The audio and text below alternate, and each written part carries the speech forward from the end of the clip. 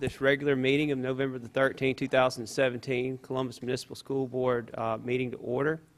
We do have a quorum present. Now I'll ask Dr. Verdell, Angela Verdell, to ask our invocation, followed by the pledge. I'm going to wait just a second. Okay.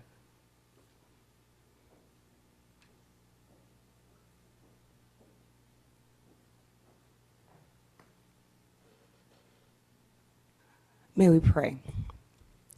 Dear Heavenly Father, we thank you, Lord, for allowing us to wake up this morning and to start this journey and to see a new beautiful day. Lord, we thank you for the task that you've given us for overseeing the children of this district. Lord, we just thank you for their lives. We thank you for the dreams that you've given us for them. We thank you for the vision, Lord. We just ask right now that you would come into the midst of us, that you would lead and guide us, guide our decisions, our discussions, these proceedings, so that we do things that are decent and in order and that are pleasing in your sight. In your Son, Jesus' name, I do pray. Amen. Amen. Thank you. Please rise with me for the pledge. Attention, salute, pledge.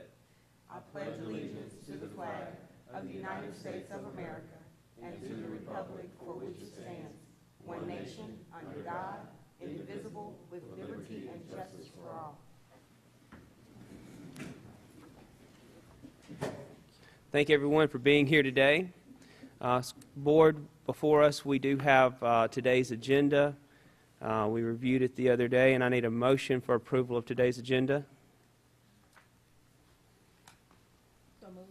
Has been motioned by Ms. Fisher. Do I have a second? Second. Seconded by Dr. Verdell. Any discussion? Being no discussion, all in favor, please signify with right hand. It is unanimous. Now we go to the consideration to approve the minutes. Board, we have our October the 4th and 2017, October the 10th regular meetings minutes. I need a motion for approval. Question, are we going to take them both at once? Yes, ma'am. So I move that we accept both sets of minutes. Okay, it has been motioned by Ms. Verdell. I'll make the second. Any discussion? Being no discussion, all in favor, please signify with your right hand. It is unanimous. Now we move to trustees' travel and discussion. Under this item, I know we'll have more to discuss at our next meeting, but we will have several of us traveling to the MSBA conference today in Jackson for meetings this afternoon and tomorrow. So I think trustees, if we have information, breakout sessions we want to bring back and share, I ask that we do that. Now we go to item 4C, which is the discussion of the 2016-2017 school year test results for state testing in our district grades. So at this point, I'll turn it over to Dr. Hickman. Okay. Beth, if you can.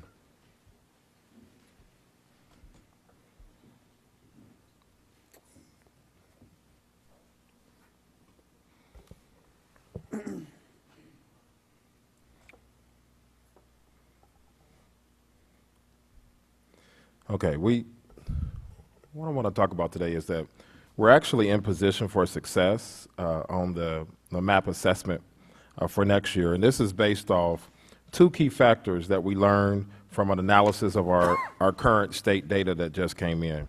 Our district-wide regression numbers of ELA and math, and also the other factor would be the CMSD forecast for 2017 proficient growth based on the scale and the standard score, the standard error score. And what I mean by that is, and if you can see, in comparison between 2016 and 2017, the district-wide state test data reveals that the regression numbers of 2017 were significantly lower than improved and sustained numbers. So in ELA, 19.5% regressed, meaning that they went backwards, while 80.7% either improved or sustained through 2017 proficiency levels. So that's a good indication of where we're going to move towards the future. We only lost 19.5% of our students this year, which is an improvement. In math, 24.8% regressed, while 75.2% either sustained or improved on their proficiency levels. So it's, and you can see that on the right, two right sides. We are expecting a noticeable reduction in the regression numbers based on the proficiency and growth forecasting and also the adjustment of the initiatives intended to build the capacity of our teachers and improve our student outcomes. Reducing regression and increasing the percentage of students that improve their proficiency level a major focus this year. Another example, if you look at our future performance of ELA proficiency, based on the assessment scale and standard error of measure on the MAP test, it indicates that there's a significant opportunity for increasing the percentage of proficiency students in 2018, which forecasts increase approximately 250 students are predicted to increase in proficiency, which obviously will change the trajectory of our grade and our score for our district.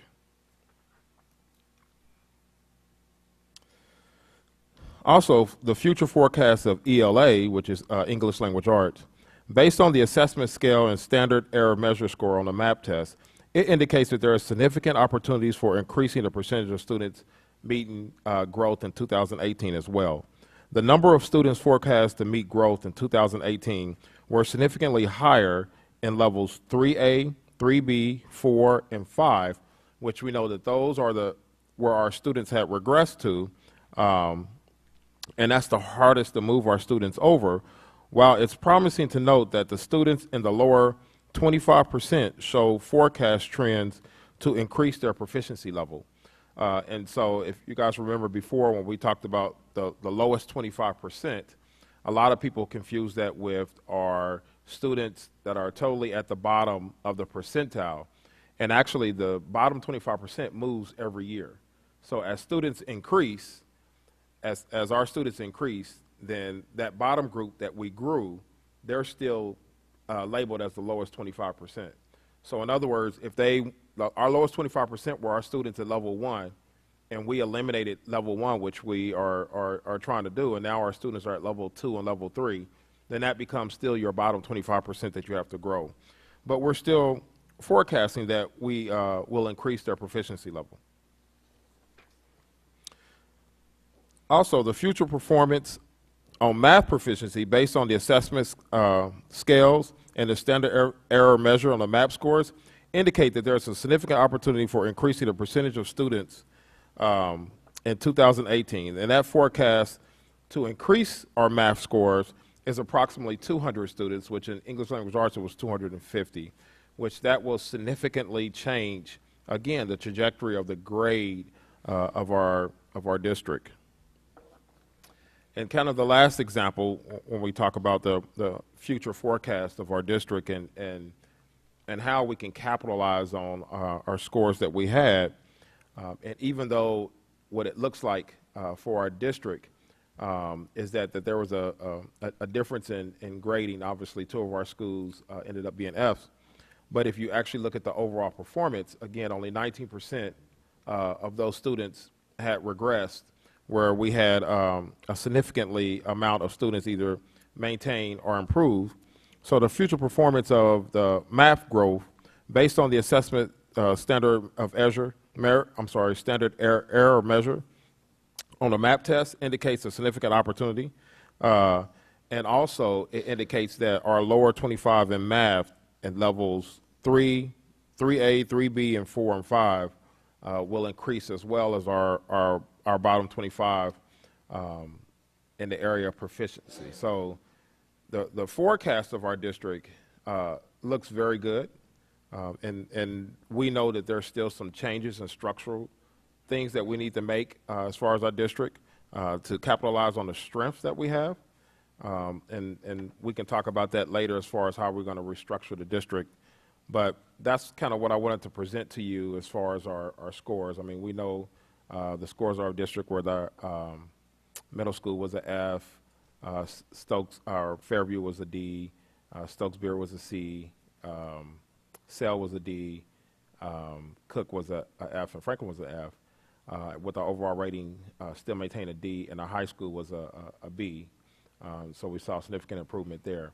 But again, overall, as a district, the key things to watch out for was when we talked about the fact that 75% of our students in language arts either stayed the same or improved, and we said, I'm sorry, in math, and 80.7% in English language arts either stayed the same or improved. The problem is with the rating system is that when students stay the same, then we don't get credit for that. But the truth of the matter is when it's saying that students stayed the same, those students actually grew. So for instance, they didn't stay the same, meaning that if I had a student that took the test at 3rd grade, and then now they're in 4th grade, or 3rd grade, and say they were at level 2. Now they're in 4th grade at level 2. That student grew, but according to the test, they still stayed at level 2.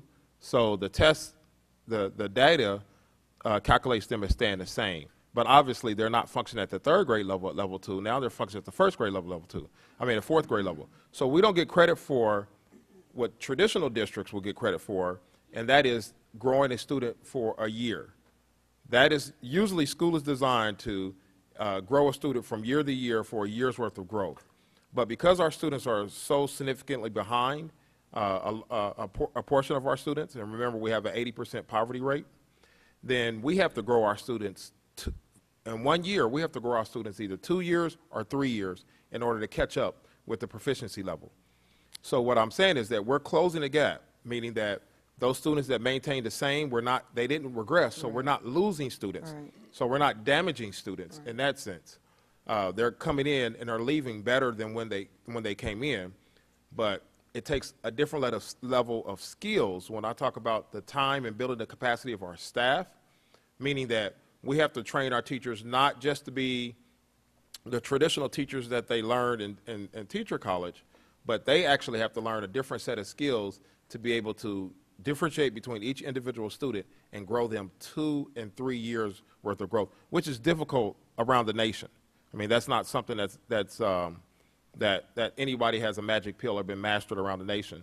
And actually in the state of Mississippi, what our data is showing is that we're actually, because we had 80% stayed the same or grew, that's at a faster rate than the rate of students in Mississippi. The other thing is that our data is still consistent with trends in Mississippi and trends around the world. And the only thing it's really telling us is how well we deal with our minority population and how well we deal with social economics. So if you look at those two factors, and we're a high minority and we're a high poverty, which 80%, then those tests are just still reflecting the demographics of our data. If you go around Mississippi, the assessments show that our minority students and our poverty students are the combination of the two, not just minority. Let me make sure. Right. Not minority in the absence of poverty. Right. Because remember, we have 80%, so we have 20% of our students who are not poverty but are still minority who are doing well, if you look at our test data. But once you factor in the issues that come along with poverty and also being a minority, then that's what is reflecting all the way across the state of Mississippi, where it's showing that we're not doing well with our poverty minority students at all. Thank you. Do you have any questions? Thank you, Dr. Hickman. Board, do you have any questions? I have just a couple. Just looking at, and thank you very much for the presentation. That was really good, insightful information, looking at the current growth baseline and also, the future forecast. Getting kind of down to the, specifics of what was our testing data that we had this past year. And if we start from, say, the high school and work our way down to the elementary school, if you look at the high school, for example, it went from a D to a B. And I know that working with you and your administration and the board, there were several things that all the principals came to us about, and that was, a large sum of money for, being able to tutor, being able to do Saturday academies, and different things. So in looking at some of those programs, were those instituted at the high school that may have led to seeing the growth, to seeing the performance go up in that particular school site?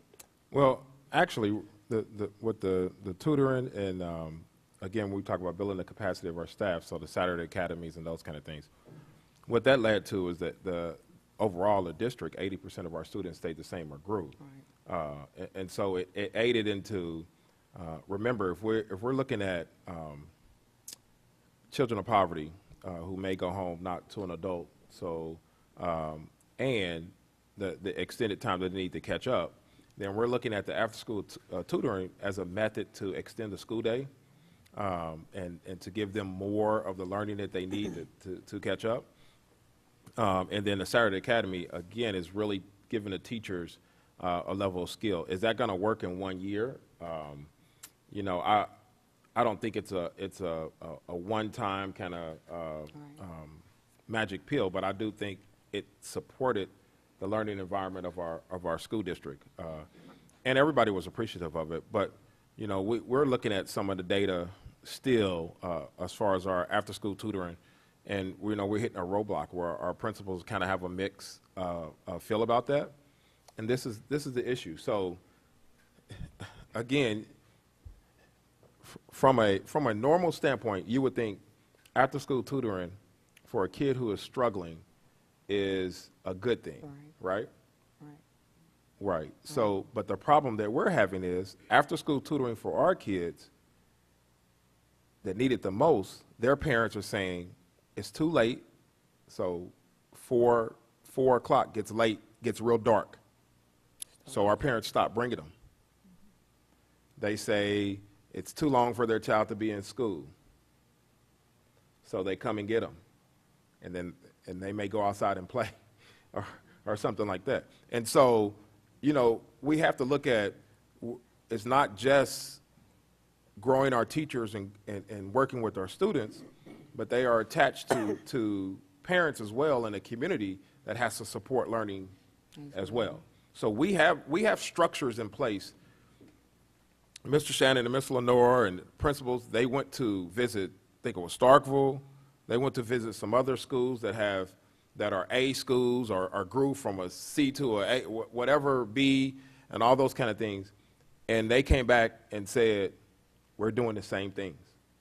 We're doing the same things. I mean, we're doing, the people that come in that we pay for, the work with our teachers, the coach our teachers, they said there's never been a district that they've seen that have all the structures in place and the scores do not reflect what we're doing. But the problem is that there's other factors that play into it that we have to always keep playing catch up. Our teachers have to be mom, dad. Our teachers have to be social worker. Our teachers have to be those kind of things. And it's really, that's not what they signed up for in a sense, or that may not be everybody's comfort skill level. Right. So it's all about growing those teachers, and that's going to take time, and also building a support system for students. I think one of the great things that you guys did was really support our after-school programs, meaning the clubs, because that's still another way to grab students and kind of hold their attention as long as we can before we release them, you know, to some of the environments that our students are going to. But it's the same thing. I mean, we were talking about that. Some of our students may not go home to their parents, you know, at a young age. And so, you know, how do we combat those factors where if it's my son's going to be okay. He's going to come home to two parents, and we're going to work with him. He actually just texted me, my high school son, and said, I need tutoring for math, you know, and we're going to provide tutoring for math. But if you have our students who are struggling in other areas and they don't have those supports, then it's no matter what structures that we put in place, it's just kind of taking that time. So if you talk about the success of our high school, and we're also looking at the data, one of the things that you have to look at, and this is said on a national level, one is high schools are hard to change. That is not something, that is not usual, that your high school changes and your elementary doesn't change. So when you kind of look at the data, really what you're looking at is once you start talking to our high school students, they don't all of a sudden get smart in high school, right? And so what we're doing is we're slowly combating the things that they have to deal with outside of school, and once they get to high school and they're able to mature, they're able to take control of their own lives. So they're able to put academics as a forefront, and they're able to do the extra things like my son said, after school tutoring, or they're able to work with a buddy, or really we have kids that come over my house and with my son. So and we sit down and do work, but they're able to drive now. They're able to do those things to reach out that an elementary school child is not able to do. You hit middle school, and we don't even know who our child is at middle school, socially, emotionally. I mean, In middle school, you have a totally different child than you have in elementary school, and then high school is when they really start to grab their reins. And so if you look at the structures that the board approved to put in place, I mean, and they're good textbook structures. We need them. But that was just kind of maintenance to maintain. And the rest of the thing is just going to take time to kind of build that academic muscle of our students, to kind of build that confidence in our parents to say, yes, it's late at night. Yes, it's getting cold during the winter time, but your child really needs to stay after.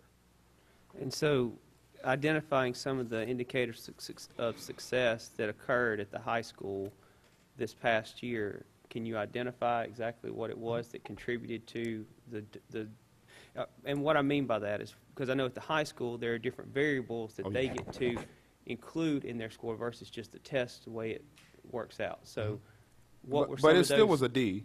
I mean, with those variables didn't change at the high school. Right. And that's the other thing is that if you really want to compare test scores, the high school and the middle school and elementary is comparing apples and oranges, because the elementary and middle school, that was a brand new assessment tool recently, where the high school, they're going to change it this year, the science test. So the predictability of what we know kids need to be prepared for is totally different. High school, we know what they need to be prepared for. But if you want to look at the protective factors, so one is we receive credit for graduation rate. So when I came, the graduation rate was at 60, hovering a little bit over 50. It's like 84%. We can't ignore that. We can't ignore the credit that we were getting for enrichment. So before I came, we had students taking AP. We only had one student, I think, in the history of the time period that people can remember has passed the AP test. What does that mean? That means a kid can get an A in the class and not pass that test with a level 4 and not get college credit or that enrichment credit for it. So I instituted dual enrollment. Dual enrollment, we increased by like almost over 200%. And you guys approved for that dual enrollment to be paid for by the district. That helped tremendously. Right. Now there's no barriers. We have kids now, juniors and seniors, who are, even if we start with, I think, your daughter's grade level, which was what, 2 years removed? 2 years ago. 2 years ago, she left school, or her cohorts, her friends left school with like 40-something hours. Last year, we had groups that left school and they went to college, and they were classified as sophomores and almost juniors. That's amazing. Indeed. What does that mean? The research shows that dual enrollment versus AP, when a kid takes a college class and is successful in a college class, then they have a very high percentage chance of going to college, right? So one, we're benefiting the kid. We're putting them on a trajectory going to college. Two, we benefit us because that counts into our enrichment score. So every child that takes dual enrollment, every class that they take, that gives us a credit for the enrichment of dual enrollment that we were not getting before, right? And so this year, which is going to be different, we're uncomfortable because right now, we have 3 students that possibly and should or will, let's claim it, graduate high school with an associate's degree. That's never in the history of this district, very rare in this area, very rare in high school, period. Right. That's 70-something hours. So that's 70-something college hours in addition to the high school classes. Like my son, he's taking a full level of high school classes and 9 college classes. And so he has a full course load of high school and full course load of college. And so we look at the dual enrollment and enrichment. We look at graduation rate. We look at when I came, and I don't like to say this out loud, so I'm going to say it out loud, but act like you didn't hear it. But if you remember the level of bomb threats, you remember the level of weapons, and you remember the level of fights at the high schools, that is next to nothing. Right. Why? Because one is we got together and we said, how do we shorten up the transitions in the hallway? I mean, we were locking bathrooms, putting locks on bathrooms, so high school students couldn't go to the bathroom by themselves because things were going on in there, and bomb threats, and I just don't want to jinx us, and those kind of things that were going on. And and weapons and all those things alike, Right. that those are not issues that we're fighting with right now. Right? Praise God. Right. We're not fighting with those kind of things that students are having that transition. One is because of block scheduling. Right. Block scheduling allowed for less transition, and trust me, everybody fought block scheduling. That was not something, and I'm grateful for the principals to really kind of because change is just hard for people. It wasn't that they fought it because it was a bad thing. It's just change. It's just different. Meaning, I had a student for 45 minutes. Now I have a student for 90 minutes or longer, right? Is it 90 minutes? Yeah. 120? 120, which that's a long time to have a Long student in a time. class, a long time to have to teach a subject, which it actually put our teachers in a better position because it took them away from having a short class period of lecture. So anytime that you just have lecturing, nowadays, that's just fact giving. And our students' assessments have nothing to do with facts. They don't care if you know what 1 + 1 is. They don't care if you can solve the problem. They want to know, how did you solve that problem? Really, and on these assessments, they will give you the answer, but they're going to tell you to explain how did you solve it. And so it allowed teachers to not be so exhausting to have to talk for 120 minutes to where they start to plan that they give a lecture of introductory information. We talked about the instructional model that we have, and then they're able to have students do. And so students are doing more and doing more hands-on. So we allowed that to help with our discipline, along with having a strong administrative staff, having a push on socio-emotional at the high school where we're building connections. The clubs, we had a lot of students who, and we still do, we have a lot of students who felt disenfranchised with the school district, with the school. They didn't have a connection. And we know that our high school students, if they're not going to group up in a club, because remember when I first came here, I said the only thing we have is sports and band. If you're a student that is not an athlete or don't play in the band, then we don't have anything for you. But the streets do. I mean, they have clubs in the streets that are called gangs, right? And because people want to feel they want to feel a part of something. And so we worked with the high school, the social emotional, to really look at that, structure our counselors. You look at pathways. And so now we have students they have a concentrated, that they know that they want to go to college. We have students that take the work keys, so they know that they're going to be career ready, and thank the board for paying for work keys. But what that did was that allowed students to really focus, to have a focus through high school, as opposed to just aimlessly going through high school and don't know if they're going to graduate or not, or what they're going to do. And we know that without goals and without focus, then that's hard to keep the interest, especially with all the competing interests that's going on outside of school. And so that's some of the things. I mean, there's more that we instituted at the high school level that I may not. Freshman Academy. So if you look at our freshman academy, and we want to kind of do a little bit more revamping of that, but it allowed our freshmen to stay on one side of the hallway, so except during lunch or some of the special classes, but allowed those teachers to build relationship with those freshmen. We were having a large part of our dropout rate was our freshmen. Kids will come their freshman year, they're tired of playing the game of school.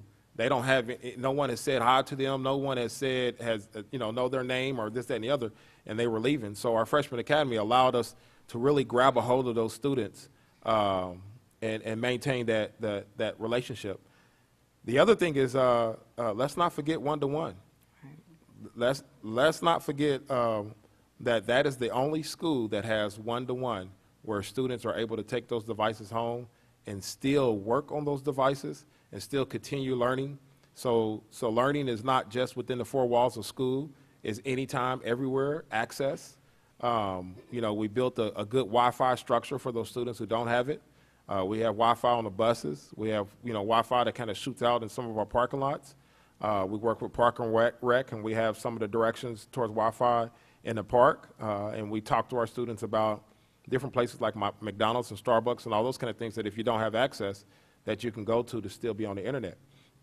And so, and within the one-to-one, we also have things like now Schoology, before Fish Tree, and all those kind of things. And what that allowed our students to do is to allow our students to be able to check their grades and monitor their progress real time.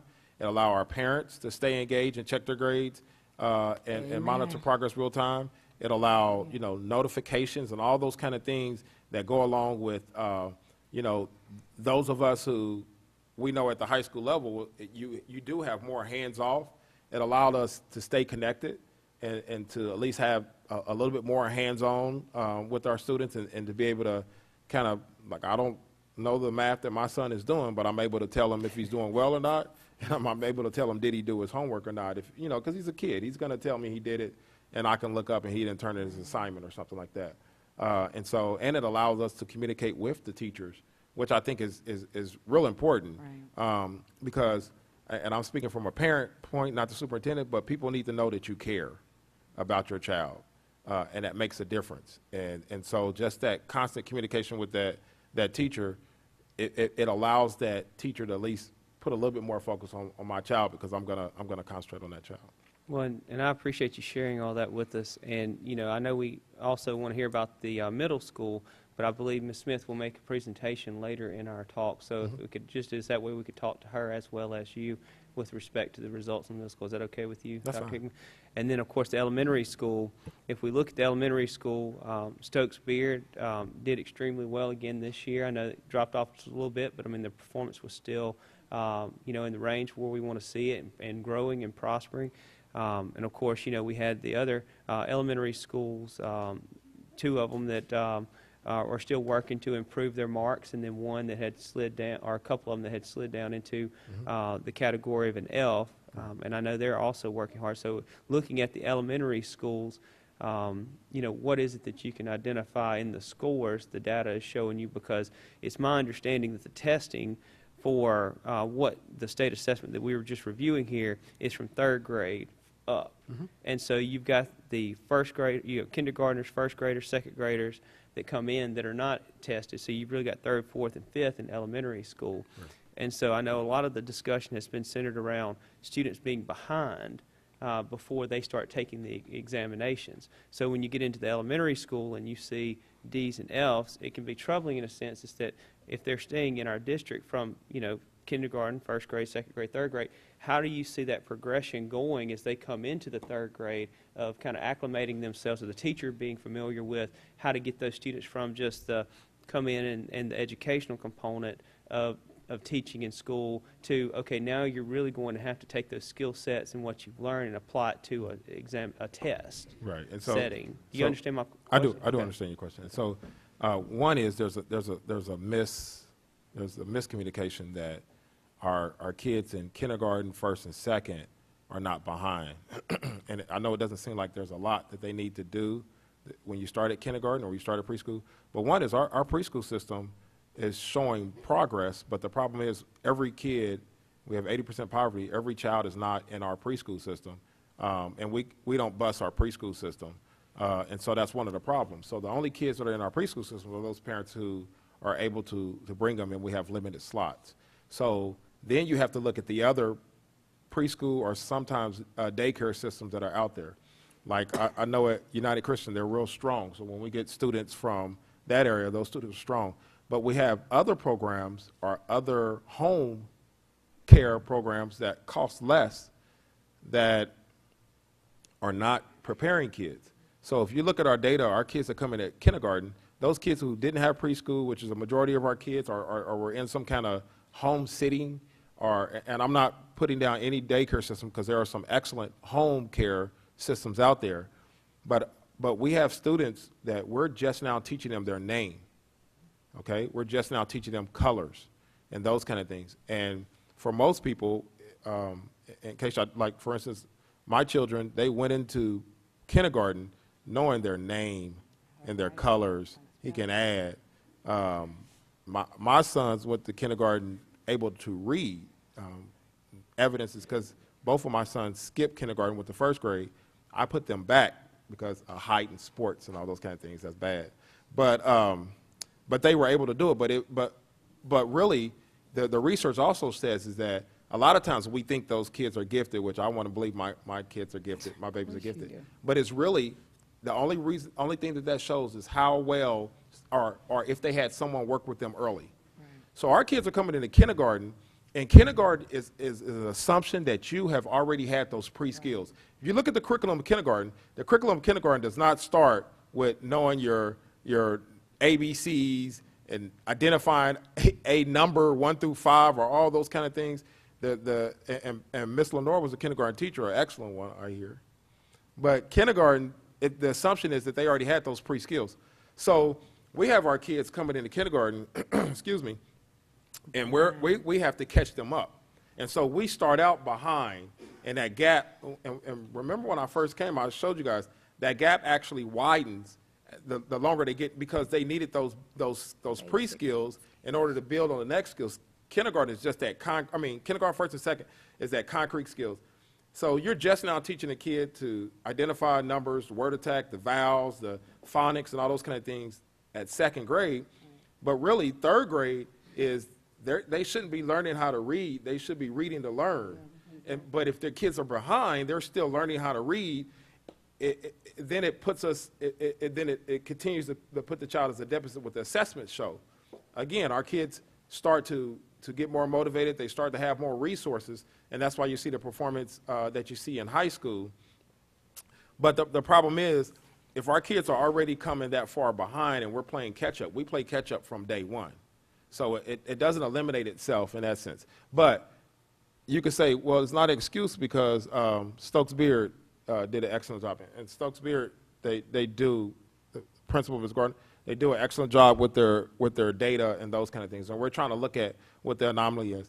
And one of the things that we came up with is, if we look at our other schools, especially those 2 schools that are F, we have a lot of high teacher turnover. So we have new teachers that are coming in, whether they're new teachers straight out of college, or they're new teachers from somewhere else. Say, even if, let's identify us, let's just say they're new teachers from Madison, okay, which is an excellent school district. But when they come to Mississippi, when they come to Columbus, the students are still totally different. Remember, we're not just grabbing students at 1 year and moving students a year. We have to grab students and move them 4 or 5 years. And guess what? If all of us was in the same class, all of us are at way different levels. Right. And so now you have a different skill that you have to know how to differentiate, teach to all different students, and to grab them up. And the only way that can happen is, one is we have a supportive veteran environment, and we don't necessarily, meaning that if I go to SEL, let's go SEL at 4th grade. My son's in 4th grade. So if I go to SEL at 4th grade, we have a teacher that, we have 3 sections, right? We have one that just came from college, or a year or 2 from college. We have one that was moved up from 2nd grade that teaches 4th grade.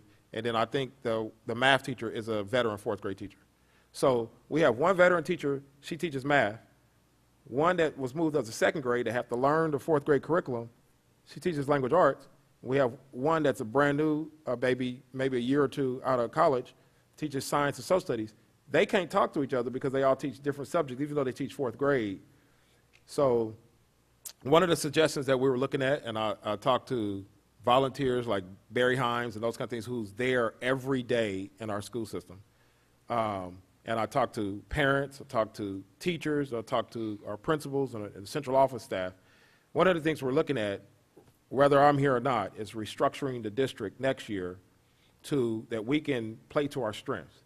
Meaning, some of the suggestions will be, we have, let's just say Fairview preschool kindergarten. Let's say Stokes, Franklin 1st and 2nd, Stokesboro all 3rd, Cook 4th and 5th. And the reason is because now you're looking at, if you have 4th and 5th, you're looking at 15 4th and 5th grade teachers. 15 4th grade teachers. So even if you have 6 that are new, you have 8 or more that are veteran teachers that they can run the building in a sense. They can communicate, talk to each other. They can help the lower grade, the teachers who are struggling, and therefore it benefits kids.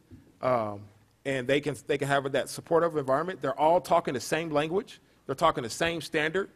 And so you don't have the principal walking into one classroom at kindergarten that has this standard, 5th grade had this standard, and then have to know how to separate it. you say, do other districts do it? Almost every district around this area, they have like a 4th and 5th grade center, a 6th grade center, freshman center, all those kind of things, 1st and 2nd grade center. So it's done, and it's done successfully. The other thing is that then we're allowed to concentrate the professional development towards that grade level. And then if you have 15 teachers and you're teaching, and we're having a reading hour, I have 15 different ways that I can divide students up to help them at their level. So now I don't have a classroom that have 15 different grade levels. I have a classroom that has, 15 different achievement levels. Now I have a classroom that if I'm the brightest in the building and with my other peers, then I can be with those students. And if you were struggling with your peers, but the thing is, then you can look at teacher strengths and weaknesses. So theoretically, remember, we still have some teachers that are brand new.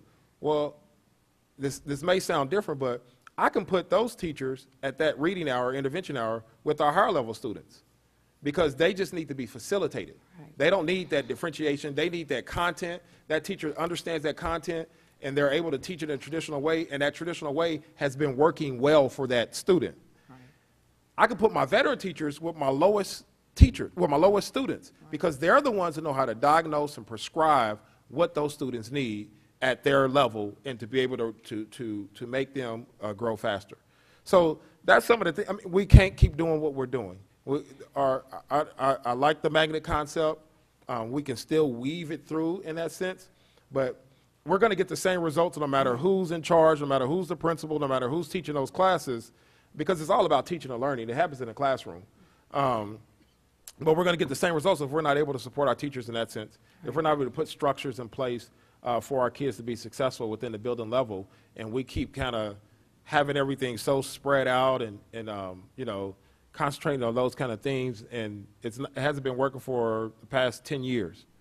And we just can't keep doing that to our community, and we can't keep doing that to our student population. Right.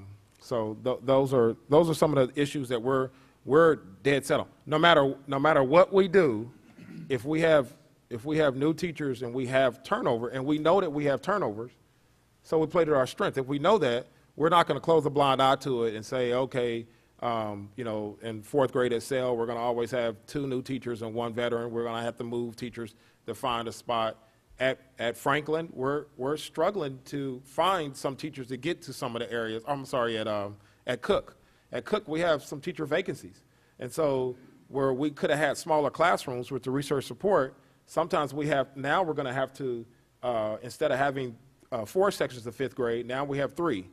And so instead of finding a teacher in the middle of the year, we have to lump those students with just 3 teachers. And again, you have those different dynamics to where if you have 15 teachers, and even if you had a turnover in the middle of the year, it's not as impactful because everybody is speaking the same language. Everybody knows all the children at their appropriate age level. We can do a social-emotional push that hit their social-emotional at their appropriate levels and those kind of things. Okay. Thank you very much, Dr. Hickman. Board, do you have any other questions about the presentation or the other information provided to us? Yes, Mr. Sparks. Yes, I do have a question. Dr. Hickman, when you were making a statement about changing from the magnet school system or what have you, and you made reference to the higher level students versus the lower level students, would that fall in line with tracking? No, because tracking, the difference is ability grouping and tracking. Tracking is that if Jason Spears comes in at one level and we keep them in the Bluebirds, remember that? Mm-hmm. We keep him in the Bluebirds for his whole 3rd grade year. What I said was, on any given standard, when we're teaching language arts, say the standard is inferencing, mm-hmm. but finding the main idea, you may be the highest student of finding the main idea. Inferencing, mm-hmm. you may have a problem with it. And so at that given time, when we have walk-through intervention, then you can there's 15 different levels. We can look at the data and say, I need you to go to Mr. Sparks' class. I need you to go to Ms. Woodard's class for today. Mm-hmm. So that's not tracking because we're not keeping the students there. But we're saying on any given standard. So they're not locked in. Right, they're not locked in. It's fluid. It's not fixed. You got any questions? Yes. Go ahead, Ms. Fisher. Dr. Hickman, first of all, I want to thank you. But I also, I'm so sorry. Thank you. I want to thank you for what you've done, but I also want to know what else can the board do in terms of incentivizing or giving you the tools to incentivize parents to participate in the after-school tutoring. Because from what I'm hearing, and we've heard this before, we need those students who are not attending the after-school tutoring to attend after-school tutoring. So what is it that we can do as a board, and even as stakeholders? You know, let us know what we can do. Also, regarding the dual credit program, that is probably one of the best decisions the board has ever made. I agree. You know, and also financing the test cost. But what else is it that we can do to aggressively make a change in our grades for this district? And I know it's not going to happen overnight. It doesn't do that. People have gone to jail for making it happen overnight, or appear so. Right, don't make it But happen. so what is it that we can do as a board in terms of our governance responsibility to help our children and our teachers? And I dare not leave them out, because when we look at, excuse me, the agenda for today, you have teachers who are requesting to be released from their contract. This does nothing but hurt our students, because the turnover keeps having them forced change forced upon them. So what is it that we can do? And that's probably a conversation we need to have later, but I would ask President Spears that we perhaps schedule a special meeting to look at some of those things that we need to do to help meet our mission, which is to give our kids the best quality education. And I totally agree, and I would love to have that conversation with you guys. But I think just one basic, if I would give a suggestion, and I just think we need to be a team of 6. I don't think we're a team of 6. I think, and because that deals with sending out a consistent message, that deals with a focus on continuous improvement, that deals with a focus on our children and those who are directly supporting our children, and those families who give us their children. And just one other question, comment. You mentioned children in daycare or not in daycare who are coming into kindergarten, and their preparedness for what they're learning in kindergarten. Can consideration be given to helping our state to establish a curriculum for child care centers, or kindergarten, well, not kindergarten, but child care centers, daycares? And you have to know that I do a lot of things at the state level. I know, that's what I'm asking. And one of the things that we were looking at is we can't necessarily force it, but to have some kind of certification, you know, a stamp that says, if your child attends this daycare, these are the things consistently that we know that they need, that we're going to teach. And it's been done in other states, but that's just a way to kind of allow parents to make a choice to say, but to say that I want to send my child here because I know that they're preparing my child for future success, and not just kind of watching my child. I mean, I don't want to belittle the system because I understand home care system. But also, people have done that. I remember in Kansas City, we did that push just locally. The school districts worked with the after-school programs. I mean, the home care programs, the daycare programs, the preschool programs. And we said, let's look at these are the things that we think kids need. And let's all get on the same page, and let's come up with something that we can put on our window, or we can hand to parents to say, we're committed to giving these if your child comes to our daycare. And so those who are able to do it, and then those who don't, and then parents are still able to, you know, to choose, and they're able to hold people accountable. And there's other things, like I wouldn't mind if our school system works with our preschool systems, or join, like, for instance, with United Christian, and say, let's do some workshops for parents, for newborns, for parents that have newborns, to say, do you understand that at 4 years old, your child should be doing this? Or at 3 years old, your child should be you know, there's those kind of physiological things that are necessary. And if not, these are the things that you can be working with your child at home, or that you can ask your daycare provider to do. And, you know, and let me just say one thing. I know years ago we had discussed, I think as the board, and I don't know how much was taken, I know there wasn't any action followed through, is that we have a time every year to when we do enrollment of students back into the district. And so at that particular point, it was discussed about how that we could say, do you have any other children in the household who are not in school at this point, that we as the district could be able to communicate and say, okay, how old are they, to kind of get almost like a census of who's there, so that we might be able to supply material, supply other type of support to the other children that are in that household. I think you, Ms. Verdell, would probably remember that discussion that we had.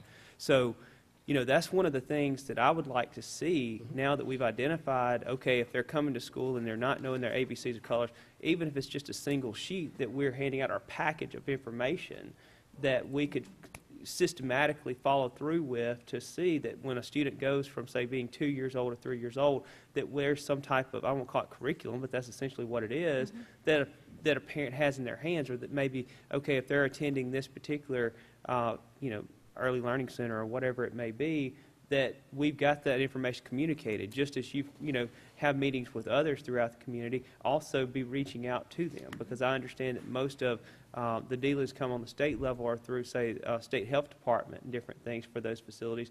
But you know, whether it be working with MDE and their early learning education initiative, of trying to say, okay, well, here we can't do it for everyone else, but in the local scene, we want to make sure that we have that information packaged together, and that we're following up every year saying, okay, well, last year you had a 3-year-old, now you have a 4-year-old, or you had a 2-year-old, now you have a 3-year-old, and keep that process moving, pushing it out, rather than expecting it once they arrive for us to have to still deal with these same type of issues that you've outlined that exist. No, I think that's real good, and really the other spillover to catch more, because we're not just looking at our children, we're looking at a community as a whole, is to really look at how do we articulate that to hospitals when kids are first born, what information are we able to give new parents as well, so that still, even though we're catching them at 4 and 5, or we're not catching them behind, you know, that we're able to. So yeah, those are good things, and I see Pam is writing, and so we can put our minds together and deliver on that promise. Okay. So I have Yes. something. First of all, Dr. Hickman, thank you for your response. I know it's tempting to try and say this one thing made the change at the high school, or this one thing is the problem at the elementary school. I think we all would love to have a silver bullet response or answer to the issues, and the fact that you listed all of those elements is important, because you recognize that it's not just one thing, it's a combination of things that we've done. I think a lot of what's in place at the high school now was put in place 3 years ago. And so now we're starting to see the results of that. This is the 11th year that I've had at least one child in this district. And so I've seen a lot of things happen and a lot of people come and go. So I'm really encouraged. I'm excited about where we're going now. I do know that we placed a lot of focus and emphasis at the high school, and now that we're able to get outside of the constraints of the boxes that we were in before and try to figure out how we can revamp things, I think that's encouraging, and I'm looking forward to doing that. In my own house with 2 children, I know those 2 children don't learn the same, and so I can't try to apply the same tactics for the one that I used for the other and was successful. So I can understand how difficult that is within a classroom, a teacher trying to do that for 26, almost 30 students. So I appreciate us being able to get outside of ourselves and try and think of a different approach to teaching kids. Right. And I hope that the board will consider the recommendation for approaching elementary school in the manner that you're talking about. I think it was 4 years ago that I asked the question of your predecessor, does the magnet school concept, is it worth our while? Is it working? And I think at the time I got a cost analysis, but nothing really in terms of, is it strengthening our students and their outcomes? So I'm really happy that now we're circling back to the same conversation some 4 or 5 years later, and we're looking to put some things in place to drive change and to really help those kids so that they can move forward and be all that they can be. So thank you for all your thought and everything that you put into what you've done up to this point. I'm looking forward to it. Yeah, and we're still going to work with our teachers Yeah. to make sure that what we're saying, we're shoring up and Right. exactly what locations. Also, the principals, we're going to play to their strength. So Right. even though Ms. Gardner may right now be at Stokes Beard, if Stokes Beard is housing third grade or Stokes Beard is housing first and second, she's going to go, she may not be there. She's going to be Right. where it's strength. And we talked to our principals to kind of look at that aspect. We also looked at it from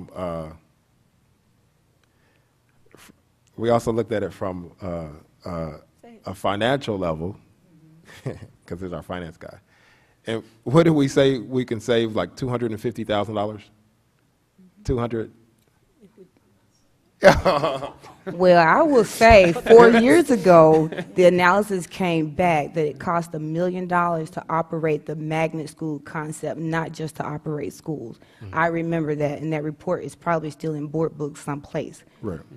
But That we, was 4 years ago. But then you also get into, okay, the busing routes change, so how much we're going to save on not having to change that around. So, Right. I mean, that's just X's and O's.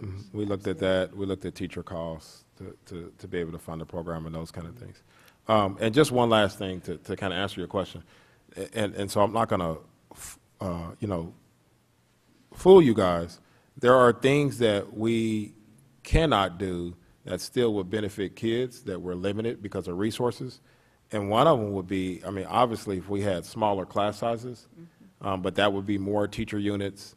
That would be very expensive in a sense. And so anytime, we have, so the things that I talked about, we're taking all those things into account of what we can do and what we can't do.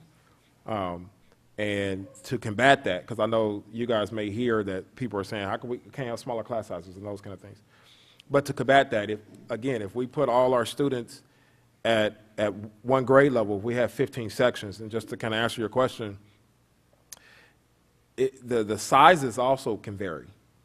So if I have at this standard, if I have a large chunk that get it, then they can be divided between you three, but the rest of 8 of us can take the students who don't, and we may have smaller students within that section at any given time to better educate kids. So we're thinking, we're not neglecting, research and the traditional things, and we have, it's not just a one decision. We have really kind of thought it through and talked to people and all varieties of people. Like I said, even Barry Hines came to my office and said, I'm game to talk to you. I've been in Stokes Beard for over a year now, and I have a good relationship with the teachers, and I pop into classrooms that I'm even not volunteering in, and I think I have something to say.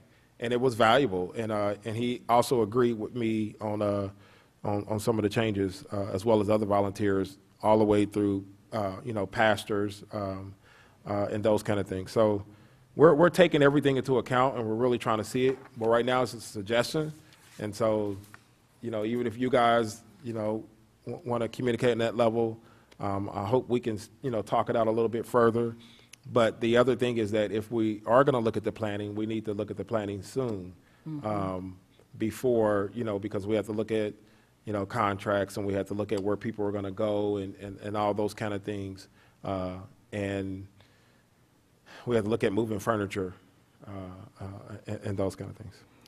But Dr. Hickman, the last thing that I have to say, because I want to make sure we do come back full circle to the scores that we have. So just in layman's term, the scores that we have, I know the overall rate that we got, the grade that we have. But what you're telling us is if I pull back a layer, if I pull back 2 layers of the scores, embedded in there, I can see that students are moving, that students are progressing, not to the place where the overall grade reflects it, but within wherever they started, that they are moving to the next level. I just want to make sure that that's clear before we leave this discussion. In English language arts, it was 80%, and math, it was 75%. That's a large population of students that stayed the same or grew. But remember, that means that grew a year. So we still grew our babies. Only, in one instance, only 15% regressed. In other words, we lost to some level, whether it's 1 point or whether it's 10 points. Right. We're taking all that into account, and then the other one was 20%. And remember, I always caution everybody that the points that we lose are the students who are proficient. And, we have hovering a little less of 20% of our students proficient.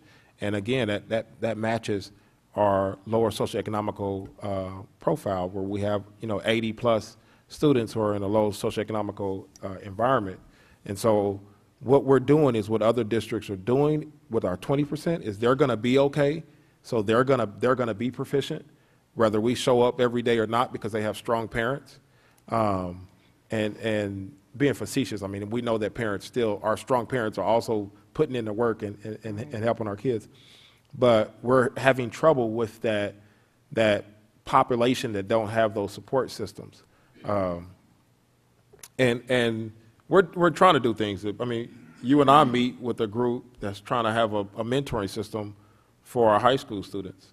I talked to Pastor about looking at how can we adopt different grade levels and provide support for students. So we're reaching out and we're having relationships with different institutions, because we can't do it by ourselves. And we will be naive if we think that we just can do it by ourselves. It's a community issue. And the community has to help in solving this problem instead of bashing the problem, or the community is going to pay for it in a different way, and that's through our penal system, and that's through our own safety. And that's just the reality of it. Well, I appreciate that very much, and thank you very much, Board, for your discussion on this Mr. matter. Spears, Yes, Ms. one Fisher. other thing. I just want to reiterate what you said. I think I heard you ask or request a plan for Dr. Hickman to go ahead and give us a plan for sharing with our students in daycare and child development centers. Did I hear you say? Not necessarily. I think there was a discussion that the board had, but I mean, certainly I agree that is something. Can we make that a formal request? I mean, certainly, I would agree. Like anything, we need to have that information pulled together. And just as I'll go back and look to see what exact meeting it was in, because there may have been some discussion that was put up. Because I know the longitudinal study that Ms. Verdell referenced just a little bit ago about the magnet study, I believe is in board book. So I'll go back and research that and also work with Dr. Hickman on getting that information. So It is there. It's under resources. yes, ma'am. But I think it would be great if we could go ahead and Right. Dr. Hickman give us something to start preparing for and working on. Well, I appreciate Yes. that, certainly. Thank you. No. Yes. And I'm always scary about data because it's not my strong point, but based on last year, when I'm sure, I think you did the same thing, are we where we are now, is that where you thought we would be based on your look at your predictions from last year? Does that make sense? Right, and obviously it wasn't, because we had no system to predict. In other words, it was a new cut score accountability Okay. system. So, but if you look at the data, so for instance, 80% of your students grew, 80% of our students grew, right? So you would think that if we got credit for 80% of our students that grew, we would be an A, right? But we didn't, because their growth from year to year, we don't get credit for a year-to-year growth. And so it changed, the system changed. Now that student is considered stagnant, and we get credit for them moving from level 1 to 2, or 1A to 2A, or those kind of things. So there's no way to use this year's information to, I mean, you're predicting, No, now it's a baseline. now it's a baseline? Yes. Okay, all right, so good. If the state keeps it the Right, same. I got you, if it I mean, doesn't that's change not- yeah. again. Okay, thank you. And if the cut scores stay the same. If the cut scores stay the same, right. Well, remember, at the last minute, they changed the cut scores, which, and I'll say it out loud, I mean, they panicked because not enough schools were A's. And so what they did was, I would say the unthinkable, is that they lowered the cut score at the top so you could have more schools that are A's, but then they raised the cut score at the bottom so you have more schools that have F's. How fair is that? But that's what they did. So, And then they adjusted it to where they would not have as many Fs Right. because of just because I know that was the initial, what they discussed. no, they had both, and you had a choice. Right, but they still changed it, okay. All right, so now, Board, we move to our next item, which is 4D, which is closed determination for executive session. I need a motion for executive session. So moved. It's been motioned. All in favor, please signify with your right hand. It is unanimous. We'll be out shortly to make our announcement. Thank you.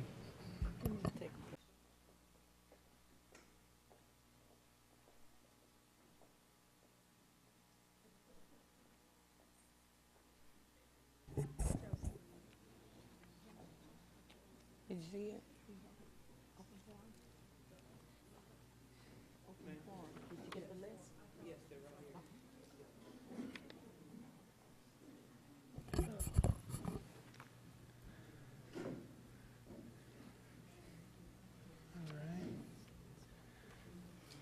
So welcome everyone back from executive session. When we went into executive session to discuss the items, we had Ms. Fisher make the motion. Myself made the second. It was a 5-0 vote to take up the 6 items that we discussed in executive session. Then we voted to take a short 5-minute break. Ms. Fisher made the motion. I made the second. It was a 5-0 vote. Then we returned to closed determination. Ms. Verdale made the motion. Ms. Fisher made the second. It was a 5-0 vote for us to return to closed determination. Then Ms. Verdale made the motion. Mr. Sparks made the second. It was a 5-0 vote to go into executive session. Then we had our minutes that we took up. There was an action taken. Ms. Verdale made the motion. Mr. Sparks made the second. It was a 5-0 vote. Then we had 2 medical releases that were before us as a board. Mr. Sparks made the motion. Dr. Shoemake made the second. It was a 4-1 vote. Then we went into job performance of 2 district employees. No action was taken on those items. And now we return to regular session. Mr. Sparks made the motion. Ms. Verdale made the second. And it was a 5-0 vote to return to today's agenda. So now we go to our next. Mr. Spears, Yes. I'd like to move that we have open forum now. I know that we've been in our board meeting now for almost 3 hours, and the community is here, and I know that we all want to be able to make sure that we can hear from our community. So I'd like to make the motion that open forum be held now, and that we push everything else on the agenda down.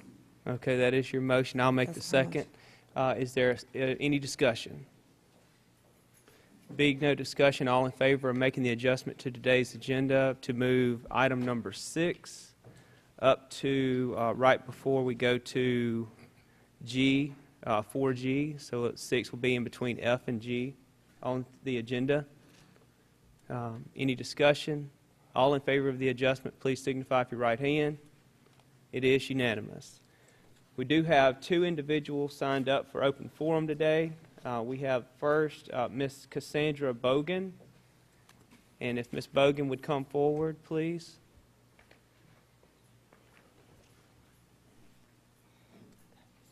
And if you would come to the mic, and welcome very much for being here. And thank you for staying. Thank you so much. I appreciate the opportunity, and I thank the board for allowing me to come before you today. I am a parent in the community, and I come representing as a parent with concern. I have been a parent in this community for 20-plus years. I have 3 children. One that's went through the district, and I have 2 that's currently in high school. So I've seen quite a bit of action going on and quite a bit of things going on as we've gone through the district.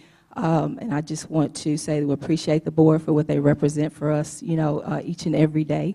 And although, we're still here at this place, there are some concerns that have come to, that I think that need to be, maybe just mentioned or have an opinion coming from me as a parent in the community. With that being said, the important factor in getting to the point is the fact that we are at a point in this district where we don't have a contract for our current serving superintendent, which is Dr. Philip Hickman. That concerns me as a parent because going through the years of change, we know this district has experienced a lot of change in leadership as far as that position. And with everything that we've discussed concerning our children and concerning the students here in this district. With change, progress gets delayed. It gets delayed, in situations like that. And to just bring it to a point of, I'm a little confused because I'm trying to figure out why I've had to adjust what I wanted to say today based on the fact of the information that we've seen and that we've heard in this meeting so far today about our numbers and things like that. That's all good and that's important. And the things that I want to bring to the attention are the things that we heard in the meeting as far as the progress that we've made. Take the microphone out of here. I'm nervous. I sing with a mic in my hand all the time, so it's kind of hard trying to speak from there. Anyway, after hearing the discussion of the issues and the concerns that we have in the district, the progress that we are making may not be what we understand on my level as a parent. We see A, B, C, D, E, F, and G, but it was very informative to be here today to hear the discussion on the progress that the district has made. Even under the numbers, the things that came out were very informative, and it gives me a sense of peace that we are, addressing the issues that we have, and that we are, we know what they are. And I have to, say hats off for Dr. Hickman, who is serving in that position. I know it's not easy. I can't begin to even think about, what you have to contend with and the work that you do, for this district. And I know we brought you in here to do that. And, and it's very important that you are allowed to. And in seeing the work that you have done over the past years, it's pleasing. It's comforting to know that we are moving in the right direction. Like I said, I've had kids in this district for 20 years, and the progress that we're making now is much different on the level that I represent, and the things that I'm seeing things change, which is important, to me as a parent and for my children and for the children in the district. I'm not just speaking on mine. I heard the percentages, about 20% of this, and 80% of the kids in our poverty levels and the support that we have, is not there. I probably represent the 20% because I've been an active parent in this district, hands-on. Right. And the good thing that I can say, about Dr. Hickman, he's hands-on, he's compassionate for our kids, and he knows what to do. I feel like he knows what to do. I feel a sense of confidence for him knowing what to do. And I say that because I'm on the level, I go down to where he goes. He's there, he's visible, a lot of you are there. And I'm there, and I can kind of see what's going on. I talk to the kids. We, hear what they have to say. We see the changes. We see the things that are going on, in the district with our kids. And even though they may not show that they're just so much favorable, they are there. And we have to start from somewhere. Change is hard for us to make. In whatever we do, it's hard to see change. It's hard to take change, but we can't stay the same. Right. We weren't making progress where we were, so we have to make the change.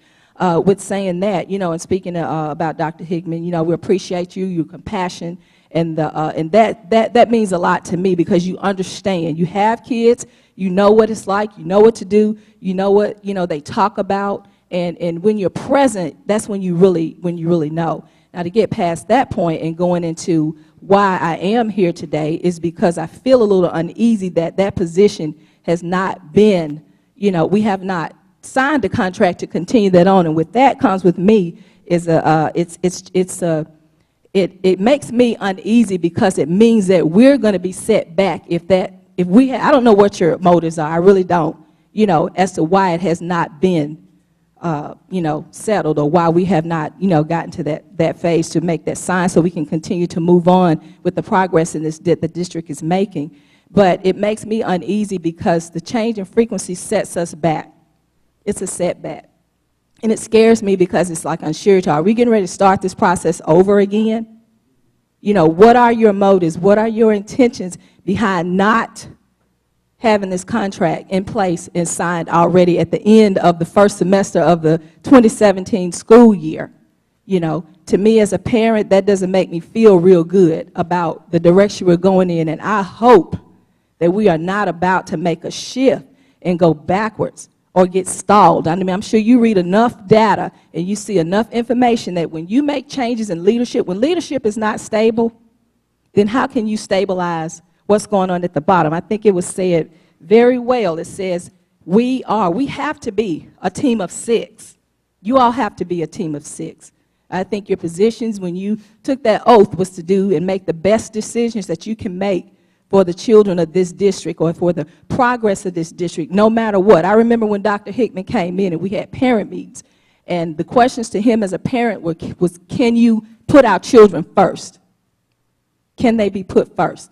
We want them first. We want what happens with them. We want everything to be first, and that there be the most important aspect of why we're doing what we're doing so that they can be, you know, effective in the next level of their life when we're leaving school. Now, my kids are a product of Columbus High. They're doing really well. Ms. Bogue, just one thing, and just because of the policies that we have, I want you to be able to continue, but just as we've done before, Board, can we offer her additional time to complete her statements? So moved. Okay, motioned and seconded. All in favor, please signify with your right hand. It is unanimous. And I just want to make sure, just in keeping compliance, that everyone has the same. Thank you. I'm sorry. I didn't know I had No, time you're limit. doing I don't a want great to. job. I just want to make sure I'll everyone go has the fair opportunity. Thank you so much, Mr. Spears. Yes. You know, I appreciate it, and I even feel better about the direction of this district because of all of that. You know, understanding is the key, and, you know, and making sure that the parent in this district understand, you know, what you're doing, the direction we're going in kind of helps. And we even talked about earlier today about the parent involvement. Now, I'll be the first to say it's not the best. Our parent involvement is not the best, and we cannot blame this board. We cannot blame Dr. Hickman. We cannot blame them for that. That's something that myself, you know, as a parent, and the leaders in this community, from the churches, from wherever, that we have to really get involved in and try to make some efforts there. I know there's somebody in place to help with parent involvement. I think it's going okay, but it's not good enough, you know. So we know, and I want to accept the responsibility that, you know, we got to work on our parents in order to help you succeed and help you to help Dr. Hickman succeed in what we have to do. And, you know, I'm willing to step out today in front of a crowd. As you know, I'm not used to talking like this, but I'm willing to step out and try to make a difference so that we can continue to help our community grow and get them the education that they need. To go ahead and kind of get finished, I just want to propose a question to you so that we can understand as parents why we have not, you know, sealed the deal. I don't know what else to say, you know. I don't know why we're sitting here with a lingering contract over the performance of Dr. Hickman, that because we see what's going on. It's visible. It's nothing being hidden. It's all right here in front of us. And I would just feel, you know, I don't know what to think if we were to set this district back in trying to change leadership, if that's what the motive is. Not sure what it is, but I encourage you. I want to encourage you, and I want to ask you to please, you know, let's go ahead and keep pushing forward with what we have in place. I think he has his compassion shows for what we have, and I think his support, you know, for each and every one of you, Mr. Sparks, Dr. Shoemake, Mr. Spears, Mrs. Fisher, and Mrs. Verdale. When we are sitting down and you're discussing these things like this, I can't see from my end why we're in this place right now, okay? So I think you all owe the community an explanation as to why we are here. All right. Okay. Thank you very much, Ms. Thank Bogan. You did a great job. If you don't speak in public, you need to take it No, up. I You did don't. a phenomenal job. I sing in public. You were I don't very, speak. very good at the oratory form. So Thank you you for being here today. And just to, you know, give an answer with respect to your question, it was brought up to the board for consideration earlier this year. One of the things that was kind of a missing part to it is that we needed to see how are the children doing, the test scores and different things. Now we've had that. So, of course, as I've done repeatedly as board president, is that when there's something that is left undone, I bring it back up until we either have some resolution to it or we make a decision. And that's why we have discussion as our item coming up today as to, okay, there's no contract. That's why it states on today, discussion of Office of Superintendent 2018 beyond, because the fact is that we do have that uncertainty. We don't like it any more than any parent or anyone else in this district likes it. And so that's why the item is there for discussion today. And I certainly appreciate you coming and speaking with us today. You did a great job. Thank you so much. Thank you. Next, we have Ms. Nicole Klinkscales. Welcome. Good morning. Good morning, Dr. Hickman. Good morning. Good morning to all the administrators. All of you know me, and you know that I am a staunch advocate of public education. I've been advocating on behalf of public education probably as long as I've been an adult. From my time in Jackson, Mississippi, as a parent, as a PTA president at 5 different schools, I believe, as a benefactor and as an advocate for parents for public schools. My focus has always been on making sure that we provide public education, high-quality public education, and that every child gets an equal access to learn and to be able to have a quality education that is going to propel them to the future. The reason that I advocate for that is because I know what public education has done for me. And so I advocate from a personal place of passion about kids and about their ability to be educated. And so I come before you today in that vein. And I've been before this body a number of times, haven't been before this body lately, and I've certainly never been here before advocating for or against a superintendent. But we felt it necessary to come before this body today for that very purpose, because we do feel like we're at a critical juncture in this district, in our city, and in our nation as a whole, because as we know, public education has been the subject of much debate and is at a critical point where we need to determine what are we going to do with public education. Are we going to maintain the status quo, or are we going to shift the culture? And so I stand before you today, not necessarily on my own behalf, but as chapter president of the National Coalition of 100 Black Women Northeast Mississippi chapter. And I have already provided to you all a letter, but I do want to share that for the benefit of the public. I want to share that correspondence to you, board, and I want to make sure that you have that in your hands to consider and to ponder as you make your decisions. So our correspondence reads, Dear board members, the women of the Northeast Mississippi chapter of the National Coalition of 100 Black Women, Inc. are one of more than 60 chapters nationwide of an organization of women who are, among other things, committed to promoting the value, principles, and protection of public education through our public policy agenda and our local programming. Our objective as an organization is also to address issues that affect women of African descent, to foster principles of equal rights and opportunities, and to take on specific issues of national importance. And I want to stop right here before I go forward to say this, that our tagline is that we're advocating on behalf of women of color. Now, in doing so, one of our flagship programs is our Protege program. And in that program, this is a mentoring program where we mentor almost 30 girls. And those girls are high school students throughout this area, West Lowndes, New Hope, Columbus. And Columbus High School makes up about 80% of the 30 girls that we mentor. This program was initiated 3 years ago, and it's been initiated during the time that Dr. Hickman has been the superintendent. We went to him with this program and asked for his blessing over it. And not only did he approve it, but he's been supportive of the initiative being implemented in our public school. And so we appreciate Dr. Hickman's support, not only of that program, but of other youth initiatives that we've been involved in and continue to be involved in around the city, because we realize that it can't just be what happens from 7 to 3. It has to be us educating the whole child. And so what we try to do is bridge that gap between what they're getting academically, but also what they need socially and emotionally. So we do that, and I hear him talking about those particular terms, and I just wanted to say that this organization is able to successfully mentor girls because we're able to get into the schools and actually identify those girls. Our counselors work with us to do that, and Dr. Hickman has been supportive of that, and so we appreciate that as an organization. So in keeping with our concern about public education, we recognize that public education as we know it is ever-changing. The days of the 3 R's are not even the minimum standard anymore. We live in a global society, and we realize that education industry must adapt and it must transform to meet the needs of our communities both nationally and internationally. We as an organization believe that Dr. Philip Hickman, in him we have a transformational leader who is keenly aware of all of these dynamics, and through his innovation has begun to lead the Columbus Municipal School District in an upwardly mobile direction. We remain excited about the work that he and his staff have undertaken and the creative solutions that he has brought to our local education community. As I've heard Dr. Hickman talking today, the things that he is talking about are cutting edge.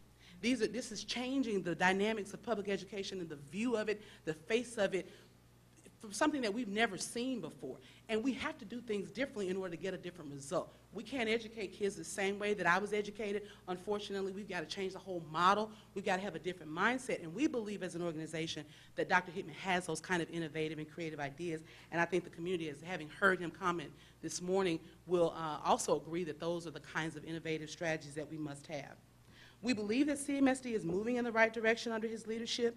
We are confident in his ability to implement approaches to education that provide equal access to all children to have a high-quality public education that we believe rivals any academic institution that you could find. So we implore you to provide our district the stability that it so desperately needs by retaining Dr. Hickman for the foreseeable future. Not only that, we seek your cooperation in supporting the vision that Dr. Hickman has aptly adopted and articulated for our district, and to work as a unit to continue making CMSD an exemplary education center.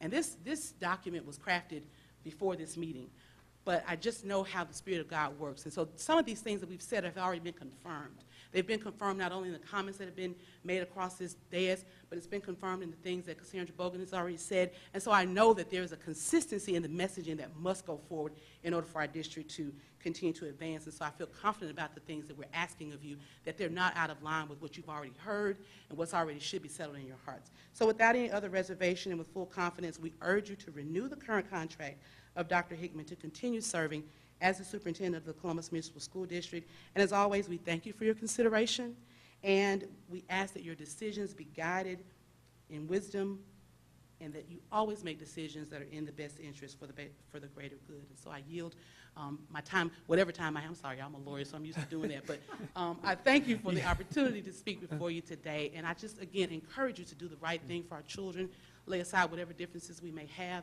and let's work to make this school district one that our children can prosper in. Thank you so very much for your time. Thank you very much, Ms. Cleanscales, and you too did a great job. Thank you very much. Board, that is the last individual that we have signed up for open forum today. That carries us to our agenda. Let me get back up, make sure I've got the numbering correct. This will be 4G.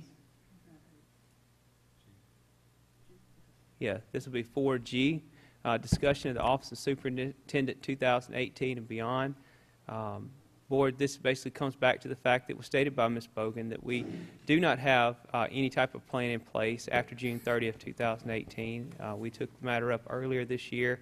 I put it back on for a discussion today based off the fact is that we've been able to get the other part of the information that we didn't have earlier this year when we were making our decision. So what is the will of the board? Mr. President, Yes, ma'am. I Ms. would Fisher. like to recommend for approval to the board the discussion or the approving of a contract for our current superintendent, Dr. Philip Hickman, for a period of 3 years, which is what he already has, and Okay. which will be ending soon. All right. Is that your motion? That's my motion. Okay. Do I have a second? I'll second that. Has been seconded by Ms. Verdell. Any discussion? All in favor, please signify with your right hand. All opposed? The motion does fail. Board, that leaves us back to square one, where we don't have any plans in the future. So what is the will of the board?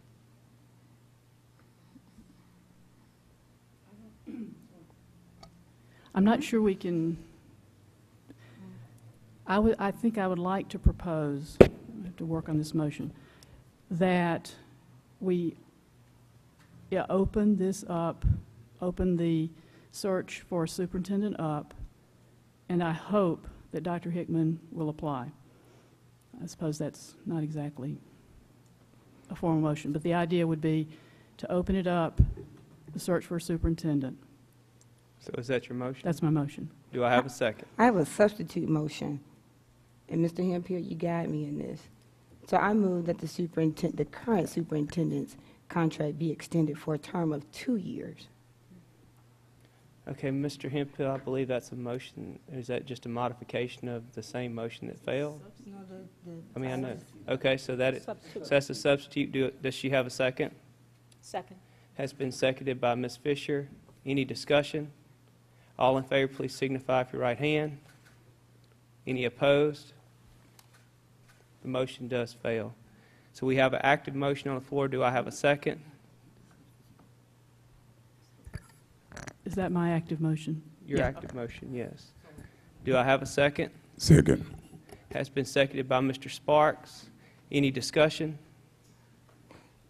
I have some discussion. I guess I'm going to have to ask my 3 colleagues, what is it based upon? What is it that we're looking for in the future? What is it that we're trying to do that we're not already moving in that direction? So What? if anybody would like to share. Well, the motion is, from what I understood our motion to be, is that we would open up discussion to be able to hire a search firm to come in and set that criteria that you're asking for. No. No, that's not No, that's not my question. So Okay. I'll be more specific. My question is, why is it that we're looking to have a search be conducted and not extend the contract for the current superintendent that we already have? That is my question. And so if either one of you would help me understand and maybe help the community understand, that would be very helpful.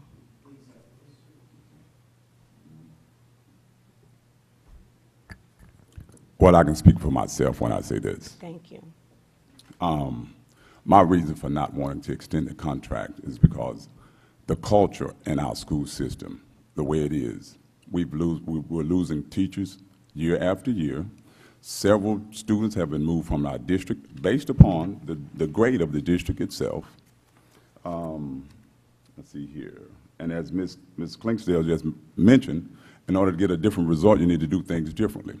Now, you guys talk about leadership and consistency. How many high school principals have we had in the last 3 years? Can anyone tell me? Are you How many head posing basketball- this- yeah, how many high Are you school- posing the question to I'm- me? Or do you want to know how many superintendents we've had? Anybody. My reason for saying this is because if we're going to be consistent in one entity, we need to be consistent in all entities. Well, I think So this if is- that be, hold on, let me finish. Because if that be the case, then your proof is in the pudding. There are no big I's, there are no little U's. If we're going to do right by one, we need to do right by all. You have teachers that are leaving the district that had great tenure here, great teachers. If they weren't doing their jobs, their contracts wouldn't have been renewed. But for whatever reason, they're leaving the district because of the culture. Now, we need to address that. And in order to address that, you start at the head. Okay? So now, if you're gonna get off and talk about all the good things, then talk about the things we've come up short on. Let's talk about the community as a whole.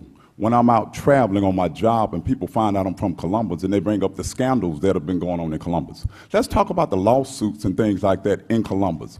See, when you get off into things like that, we need to make sure that as a district, in order for us to grow, that our children are proud to come from Columbus and be products of Columbus, not based on one individual, okay? Now, the office of superintendent is very important to this district, and I concur with it all. But I will say this, I think what Dr. Hickman, some things that he has put in place are going to come to fruition and cause his district to be successful. I do. But we do have our drawbacks, okay?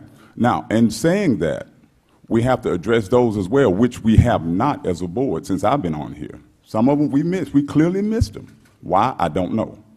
But whatever the case might be, my stance on this is that, no, I'm not in agreement with extending the contract. I'm more apt to look in a different direction that someone, maybe he's done. Have you done your best for this district, Dr. Hickman? For the record, so since he's going to address my job performance on the record, which is illegal, I We have. are not I talking- have. I no, didn't excuse address me. I didn't address your You job asked me a performance. question. Yeah, you did. Okay.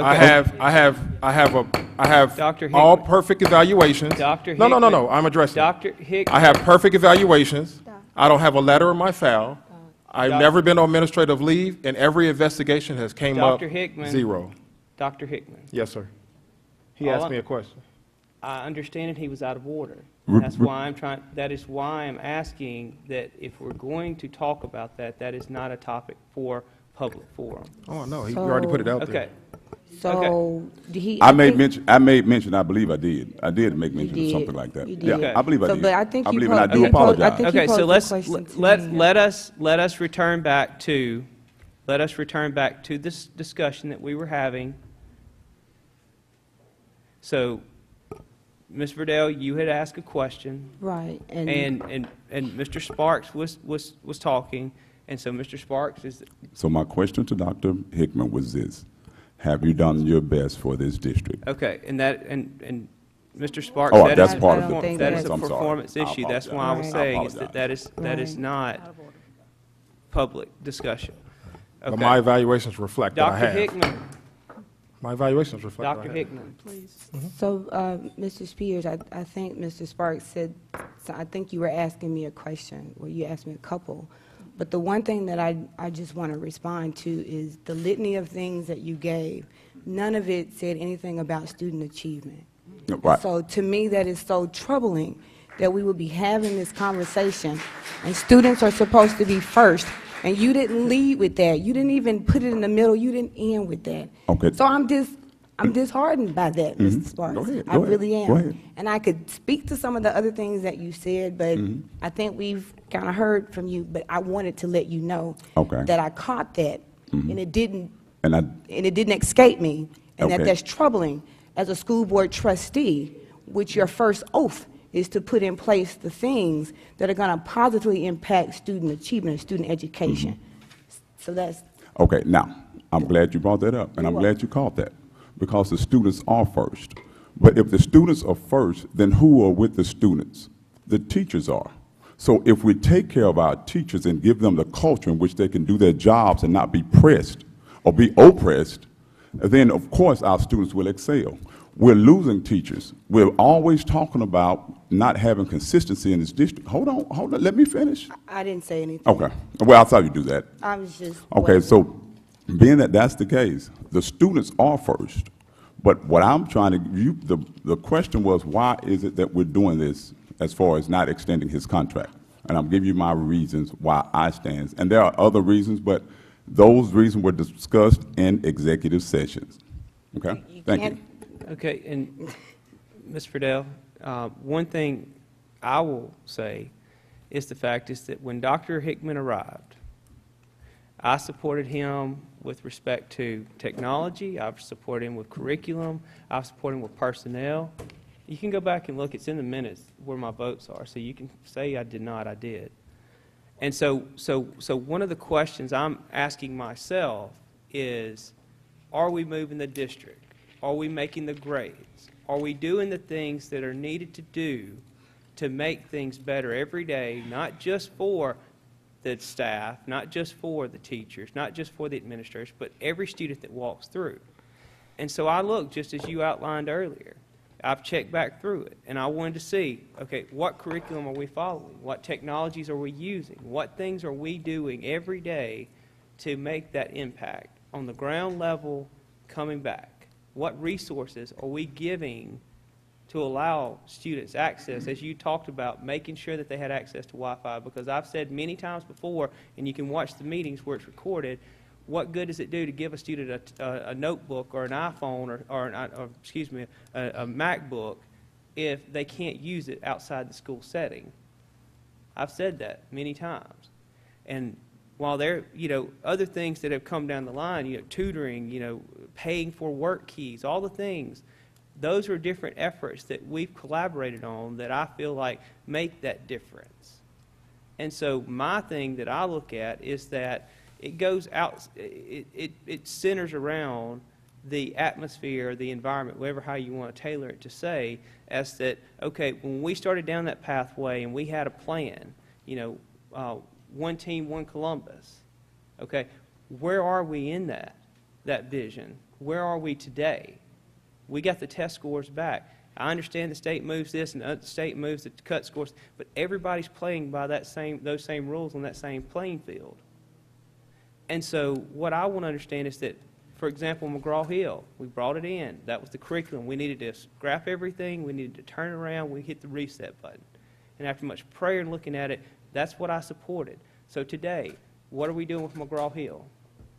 We still use it. Okay, we still use it. Yes, sir. Okay, have we seen progress? I said 80% of our students have grew a year or more. Okay. Yes. Okay, And that's in language arts, with McGraw-Hill's the language arts curriculum. okay. And so with that being said, what else have we put in place that is helping students? You already formulated an opinion, but you're asking me to justify it now, or, because we already talked about that. No, I'm asking, but the whole point is centering around where do we stand on things right now, going through this year? Point of order. Okay, so we have a motion, The three we of have a you second. are supposed and we're in to address discussion. an answer to Ms. Verdell's question, Dr. Verdell's question, Mm-hmm. as to what is your justification, not to inquire with the superintendent. All right. For your thank you. vote. Thank you for that. So we have a motion and we have a second. We've had discussion. All in favor of the motion, please Dr. Schumake? As I was trying to say when I made the motion, I would like to open it up to see who else is out there. I think we have made some progress, can't deny that, but I would like to see other options on the table for possible superintendents.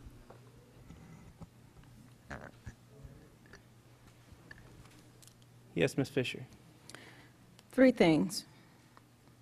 Mr. Sparks, you based part of your vote on, as you said, looking at the community as a whole. Yes, ma'am. So, I challenge that because the community is speaking that it wants to have some continuity in leadership. You said that the playing field is the same. It is not. Jason, you said that the playing field is the same, that the state has made changes in terms of their requirements, and everybody's dealing with that.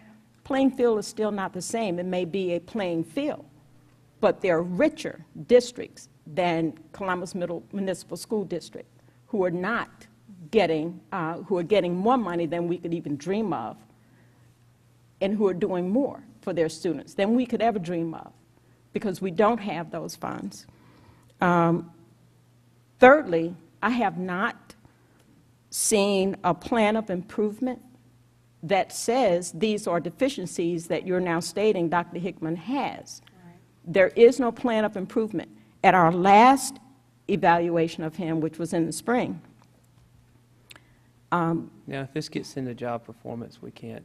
I'm not going to get into job performance. I'm I'm just speaking Okay, to his well, question. The qualification has been documented. And the playing field is not the same. Four things. This is my last thing, Mr. Spears. Yes, ma'am. I don't believe you have any intention of making this school district better. Okay. I don't. I think that there has been and continues to be a design for this district to fail. And that design is working perfectly because, if you have a question about that, I can elaborate. But if you want our children to fail, and you mentioned, consistency, if the principals are let go, their teachers leaving, that's not the same thing. The principals answer to the superintendent. Superintendent answers to the board. We govern him. Let me finish. If there is a lack of communication, we need to look at the source of that. It's not him, it's us. He works for us. We don't work for him. So when you look at the line of authority, claim ownership of what you're doing, because he can do no more than what we authorize him to do. So, Board, is there any more discussion? We have a motion and a second on the floor to open it up to search, to contact search firms to conduct a search. All in favor, please signify with your right hand. All opposed? The motion does carry. Now we move to our next item on the agenda, which is item 4H, discussion of burglary at the maintenance shop. You'll see the fixed asset. Spears, would you please just clarify for the public, just restate what that motion was, what was actually passed? Yes. Because I wanted to be very clear. There were 2 motions and a substitute motion, so just Okay. make sure that the public To go- understands what we're Sure. not doing. So we went back to the very beginning. There was a motion to do an extension for 3 years. There was a second for 3 years. That motion failed 2-3. Then there was a motion to open it up for a search firm to conduct a search for a superintendent position that will be open as of June 30th, 2018. Then there was a motion for that. Then there was a substitute motion by Ms. Friedel to offer a contract extension of 2 years. There was a second to the motion. That motion failed 2-3. Then the primary motion came back up, And so it was a motion and a second, discussion was conducted, and then there was a 3-2 vote for the school board to open up a search for a superintendent position. That, I think, covered all under that topic heading there. Yes, ma'am, thank you. Now we go to our next item, which is item H, discussion of burglary at the maintenance shop. And this actually tethers to another item that we'll see later on, which is our fixed asset disposal, that we have the same items that were stolen from the maintenance shop over on 6th Street for us to take out of the inventory. And after talking to Dr. Hickman and Mr. Hemphill, they said that this would be the process we could still adhere to based off the fact that if the items are recovered, we could bring them back into inventory. Is that correct? So, Dr. Hickman, I'll turn it over to you about the burglary. All right. Were there any questions? I didn't, because we know that there were a burglar at the shop and a truck and a lawnmower was taken. A truck, a trailer, a lawnmower, weed eater, and was that it? And I think it is an ongoing investigation at this particular point. So if we find out more details, then we'll bring that back to the board so that we can follow up on it. Any other questions about this item, board? Now we go to our next item 5, which is consent agenda. We have our monthly policy review. We have policy A1 through H, and then we have number 2, A and B, and number 3A. Then we have our academic dates to remember, athletic dates to remember, our board meetings, which we've already had our review session at Columbus Success Academy in today's meeting, and then we have our training at MSBA. And then we have consideration to approve special education memorandum between the Columbus Municipal School District and Lowndes County School District. And then we have a donation from Operation Outreach to Fairview. And then lastly, we have the consideration to approve disposal sale of the old buses to the scrapyard. So, board, I need a motion for approval of today's consent agenda. Mr. Spears? Yes. I would like to remove the disposal of the buses until a later date, Okay. because I think that needs to be presented to the public in case they need some parts or they want to buy a raggedy bus that our kids just finished riding on. So I would like to remove that for a later date. Okay. And just one question, Mr. Hemphill, is that, is that possible to sell the parts and things to the general public? That would have to be bid out. If you go that way, it'll have to be put out for public bid. Okay, so we'll also need to take off the Beta Club funding, because I think that was something we discussed at Hunt the other day, that we would be using the money for the children of the Beta Club that's now at that deficit And balance. so that was a discussion, not a vote, and the board Right. can only act through how it votes. Okay. So that was discussion. Okay. I think we should fund the Beta Club money and find another place where it should be coming from. Since we're going to have to open up a search anyway, that's going to be thousands of dollars. Okay. All right. So we'll take off the 5A, which is the consideration to approve disposal sale of the bus scrapyard. And I'll put that back to come back up for a different meeting.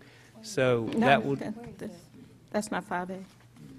yes, it's down at the very bottom. It's under consent agenda. It's 5A, consideration disposal. Roman numeral 5, Yes, Roman numeral 5, A. B, Okay, so that's 5A. B5. Yes, ma'am, it's at the very bottom of the consent agenda. okay. And so that's the only item that we're removing. All the other items remain. Just a quick question, Yeah. and this is clarification for me. When we have the new policy for review, we're not approving that, we're just noting that it's there and it'll roll Correct. over. Okay. That's correct. So, board, we have the consent agenda items before us. I'll second Mrs. Fisher's motion to have it removed, so to carry that thought through. Well, on the consent agenda, anything can be taken off. It doesn't have to be a vote. It can just be asked by one of the members. So it doesn't have to have a vote. We can just omit it. but you're taking From- it off to move it to a voting item, correct? Well, I thought we were just taking it off periods, what she'd stated.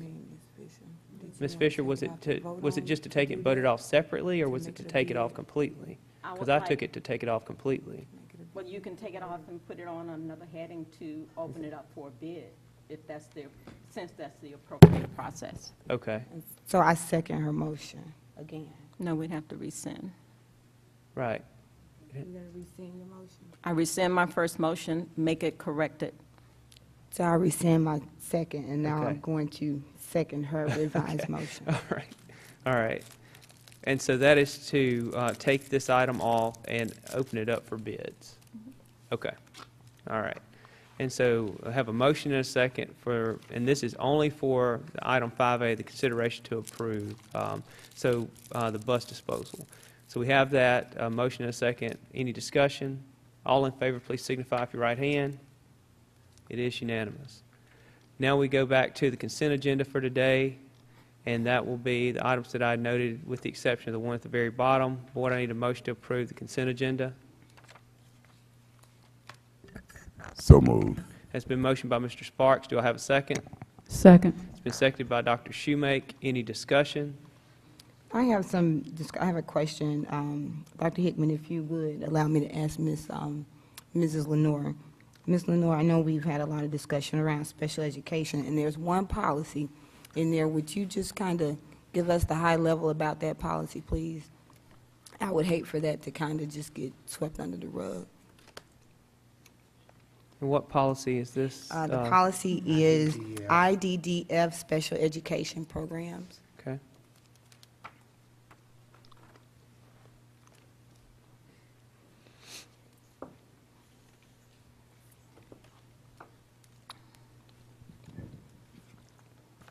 Members of the board, Dr. Hickman, board president, the policy that Dr. Verdell is questioning is policy IDDF, special education programs. There has been some language change that came as a result of legislation during the past year. And one of the main things that you will notice in the changes in this policy is it remove some of the language in regards to how students are classified as being exceptional, with one of the main ones as being intellectual disability. So it cleaned up some of the language as a result of legislation. So, and then we also had a reference to the Mississippi Accountability Standard for that policy, which is Standard 17. All right, thank you, Ms. Lenore. Yes, ma'am. Thank you very much for that clarification. Board, is there any other questions about items on the consent agenda? We have a motion and a second on the floor. All in favor of approving the consent agenda, please signify with your right hand. It is unanimous.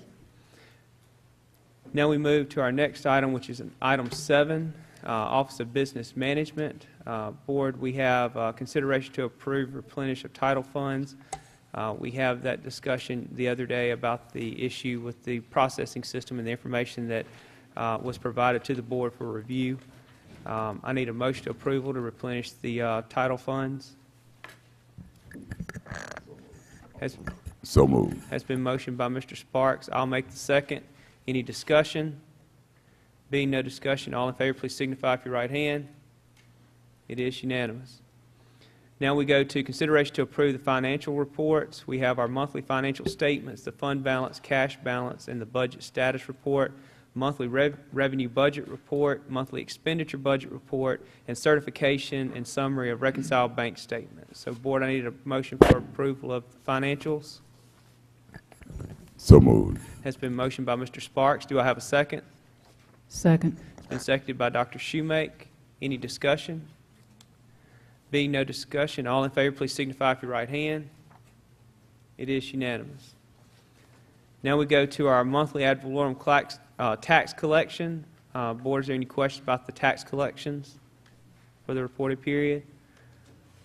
Now we go to the athletic events report. Any questions about the athletic events report? Yes, I'd just like to, Dr. Hickman, if I could, ask Ms. Holmes about the athletic report. In terms of where we were this time last year, how are we faring with athletics in terms of gate ticket sales?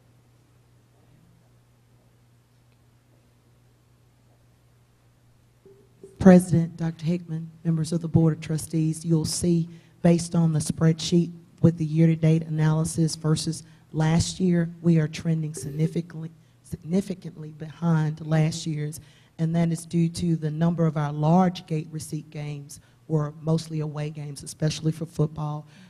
Some of our local rivalry games, pretty much all of the high dollar generating rivalry games were played at those other school locations. So we weren't able to capture and see the benefit of those funds this year, just due to scheduling of those games.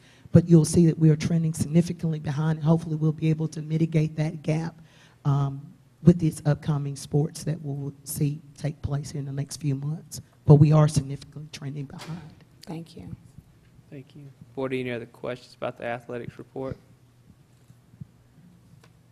Next, we go to the consideration to approve fixed asset disposals, and if you'll notice, the first few items are what we discussed in a previous discussion regarding the burglary at the maintenance shop, but I need a motion of approval for this fixed asset disposal. So moved. It's been motioned by Mr. Sparks. I'll make the second. Any discussion? Being no discussion, all in favor, please signify with your right hand. It is unanimous. Now we go to consideration to approve advertisement for bid 655, E-rate fiber connections. Board, is there any questions? I need a motion for approval. If we'll get the motion in a second, then we'll get to discussion. I'm sorry. So I need a motion for approval. So moved. It's been motioned by Dr. Shoemake. Do I have a second? I'll make the second. Discussion. Yes, Ms. Fisher. Yes, sir. Is that through the entire district, the WAN connections, or believe it at is. specific locations? Dr. Hickman, do you want to answer?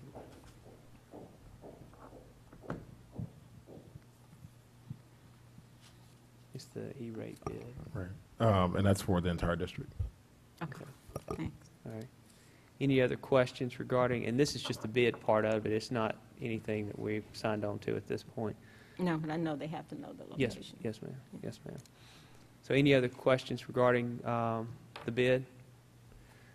We have a motion and a second. All in favor, please signify with your right hand. It is unanimous. Now we go to the claim. Mr. Spears, before we leave this section, I have a question that came up in our Wednesday meeting for the business office. It was a question about the Beta Club and the monies to be able to pay, to find the money where the check was cut, but there weren't funds available, and then the check that was cut in error to a vendor whose name was similar but wasn't quite the same. I just want to know from Dr. Hickman, kind of where are we following up on the business office clearing that up? Sorry, we had a lengthy meeting to discuss the human error that occurred in that process, and that will be handled through my office. But as far as the money for the Beta Club, we identified funds that we're going to look at moving towards the Beta Club. The situation with the check, one of the ironic things, or probably wouldn't happen in a normal situation, is that for some reason, even though they had the same similar names, they actually had the same vendor number, but one was eliminated, and that number was assigned to a different vendor with a similar name. And so that's really what happened. The system grabbed that name and for some reason attached the old vendor name to that. So we've come up with a procedure to make sure that we don't have that human error occurring again. The human errors with the Beta Club, that we're talking. We have a new system, and one of the things we talked about was really looking at how can we really purge the old non-used vendors, and that name won't still carry over. But one is the assumption that happened with the old system, because I mean we called all parties in to be, and they actually don't do necessarily a check and balance of all of them because it's so many different vendors and checks that we make paid out. But the system, again, it was just a fluke that the system, they had the identical vendor numbers. I mean, the same vendor numbers, identical names, same vendor numbers. But like I said, the Beta Club situation we talked about, and that's a personnel issue. All right, thank you. Thank you very much, Ms. Verdell. Board, that carries us to our claims docket. I need a motion to pay the bills. So moved. Has been motioned by Mr. Sparks. Do I have a second? Second. Seconded by Ms. Fisher. Any discussion? Being no discussion, all in favor, please signify with your right hand. It is unanimous. Now we go to the next item, school operations superintendent travel. Dr. Hickman. Actually, traveled to Jackson for the Mississippi School Board Association. No, I'm sorry, for the Mississippi Superintendent Association. And the main topic that they talked about was board and superintendent relations, communication with board and superintendent. They talked about the accreditation standards that boards are held to and that districts can be taken over if boards are overreaching, if boards are discussing, you know, all those kind of things that we talked about, how to manage those things or how to report those things to support for superintendents for those boards who are not healthy, in a sense. Thank you very much for that report, Dr. Hickman. Any other travel or anything? No? Okay. Now we have, it says for information only, discussion of CMSD employee exit survey. I believe that's information that's provided to the board that Ms. Verdell and myself had asked for. Yeah, actually, if you look at the exit surveys, unfortunately, they were misrepresented or misreported the last time. And the exit surveys are you guys have them. One, there was a couple of issues, and unfortunately, the news reported that 40% of our teachers who left said that discipline was a problem, and that's actually not true. If you look at the exit surveys, the first thing that they asked, they asked the question, for instance, were you satisfied or dissatisfied with the district? I think 40% that left said they were dissatisfied, 50-something% said they were satisfied.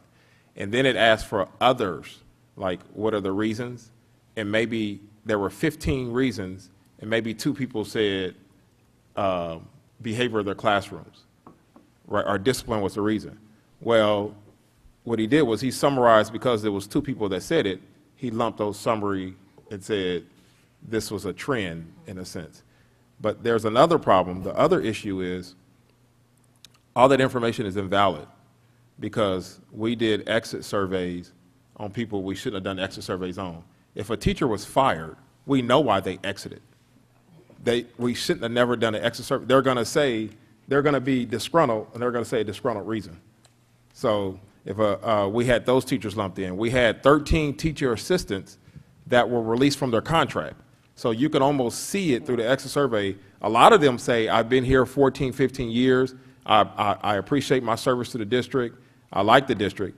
But obviously, if you have people that worked here for 14 or 15 years, and because of budget cut, we had to dismiss their position, they're not going to give you their best explanation on the exit surveys. So those exit surveys, we really should only do exit surveys on the teachers who exited for another job or some reason like that, not teachers who were forced to exit. So we're going to have to go back to the drawing board and look at that. It was unfortunately misreported to the newspaper. Newspaper ran with it and said 40% of the district's teachers left because of discipline reasons, and that wasn't true. It actually was the same, like 2 or 3 teachers, we don't know who they were, 2 or 3 teachers, assistants, teachers, whoever, employees across the survey. They kind of had a similar theme when they responded to every question. But actually, if you look at those questions, a lot of people said a lot of positive things about the district, about the administration. They said some negative things about the board was some of the reasons. But again, it was just, those are just individual responses and shouldn't be reported as a summary of responses. Right. Thank you very much, Dr. Hickman. Board, is there any other questions regarding the exit surveys? That'll take us to our next item, which is, let's see here, item 3, thank you. Consideration to approve facility rental request for Stokes Beard Cafeteria for the mayor's annual Senior Citizens Thanksgiving Luncheon and to waive the fee, the $200 fee. Then below that, we have the request to do Stokes Beard for CLRA Thanksgiving outreach dinners to waive the $200 fee. Board, could we take both of those as one motion? So moved. Okay, thank you very much. Do I have a second? Second. Seconded by Dr. Shoemake. Motion by Ms. Fisher, seconded by Dr. Shoemake. Any discussion? Being no discussion, all in favor, please signify with your right hand. It is unanimous. Now we go down to item 5, which is consideration to approve agreement between Columbus Municipal School District and Mississippi State University for assessment specialist position number 1. And Mr. Hemphill, can we take both those contracts? Okay, since they're same. I mean, 2 different positions, same institution. So consideration to approve between Columbus Municipal School District for behavioral specialist positions 1 and number 2. So board, may we take both of those as the same motion? So moved. Has been motioned by Dr. Shoemake. Do I have a second? Second. It's been seconded by Mr. Sparks. Any discussion? Being no discussion, all in favor, please signify with your right hand. It is unanimous. Now we go to consideration to approve renewal of consideration to approve renewal of postage meter rental with Pitney Bowes. I need a motion for approval. So moved. So moved by Dr. Verdell, seconded by Dr. Shoemake. Any discussion? Being no discussion, all in favor, please signify with your right hand. It is unanimous. Now we go to superintendent recommendations. Consideration to approve staff personnel items. Board, I need a motion for approval. So moved. It's been motioned by Dr. Shoemake. I'll make the second. Any discussion? Being no discussion, all in favor, please signify with your right hand. It is unanimous. Next, we go to B2, which is consideration to release from contract. We have one contract that, being on public, did not fit the policy requirements. And so, Dr. Hickman, what is your recommendation? Not to release that person.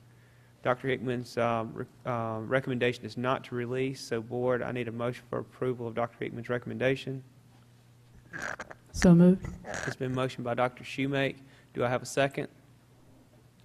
I'll make the second. Any discussion? Being no discussion, all in favor, please signify with your right hand. It is unanimous.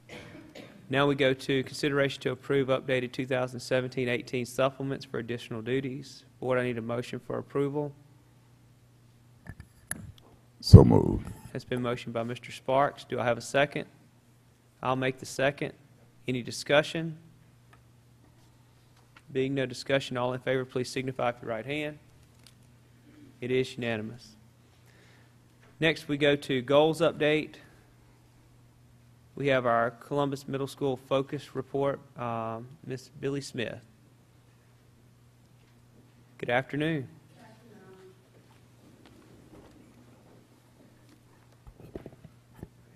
Good afternoon, Board President, Board of Trustees.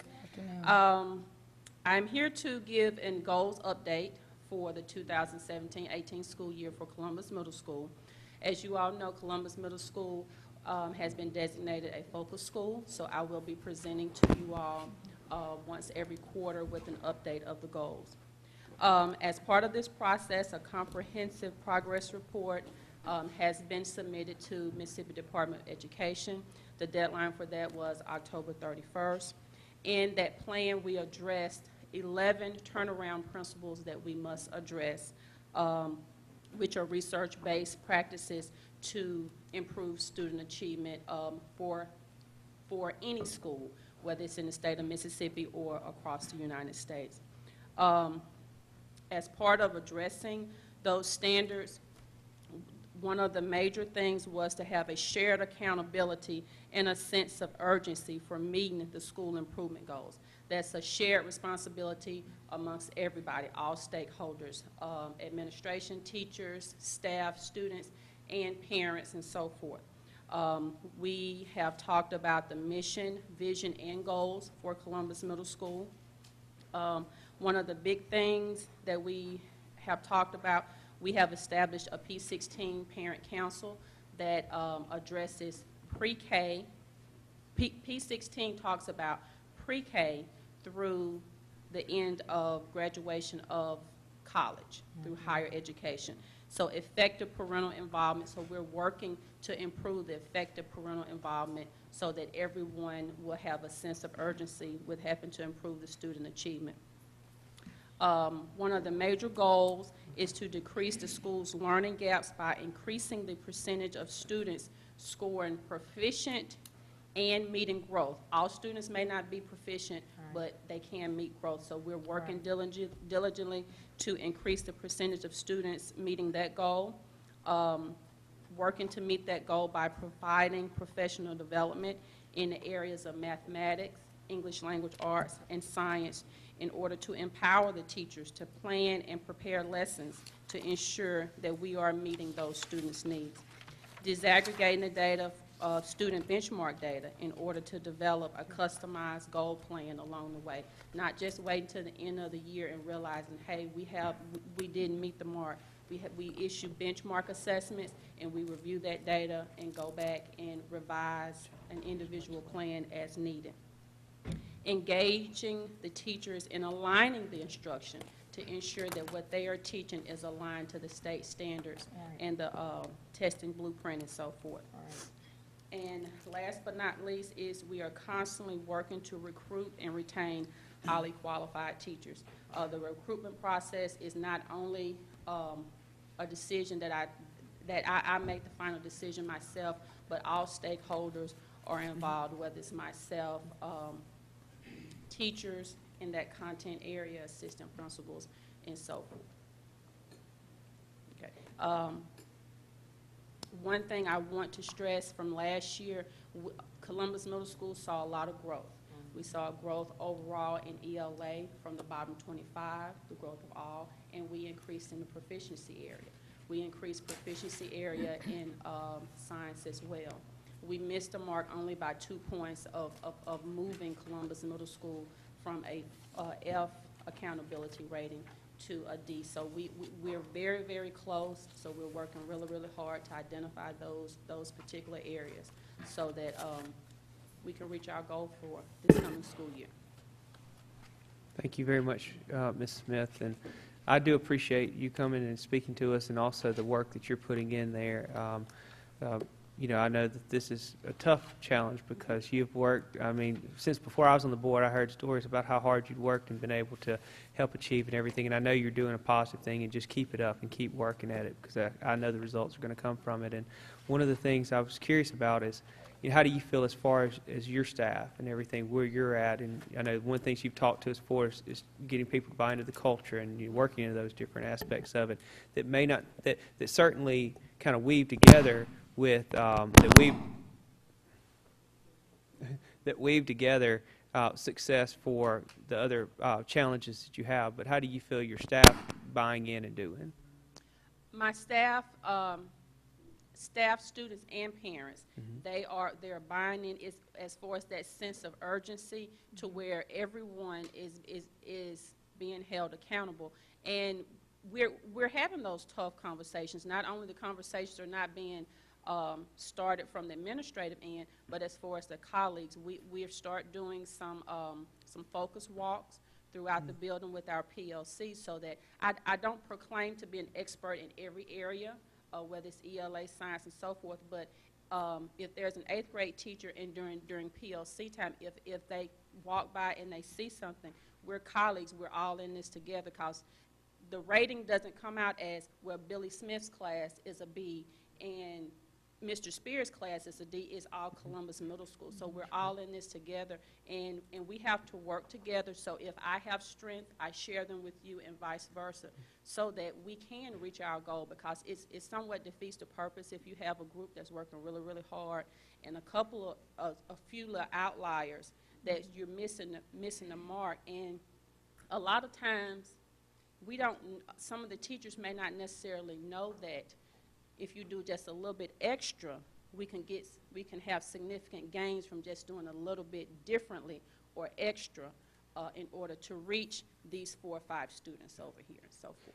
And with that, with respect to that, I know one of the discussions was brought up earlier is about tutoring and after school and those different things. Do you feel that you have adequate resources and things to be able, or now that you talk about sense of urgency, that parents are seeing is that, hey, I need to make sure that my student can stay that extra hour or whatever it may take. Do you feel that that is something that is helping or that you need help with? We have the resources very similar to what Dr. Hickman stated earlier. With varying factors, some students and some parents, they choose not to stay for after-school tutoring. So we are being very creative in making sure that while the students are there from 7:45 to 3:45, to give them that extra instruction they need, even if it's only 1 or 2 hours a week.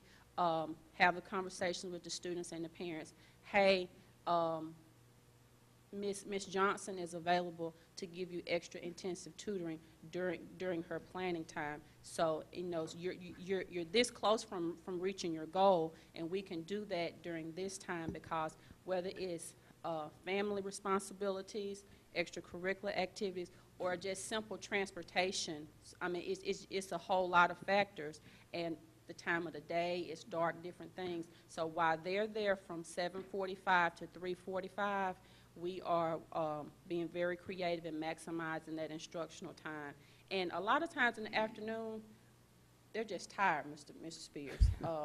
Attention, they've worked all day, so to reach them when their brains are at the peak time to where they can grasp the information that my teachers are presenting to them.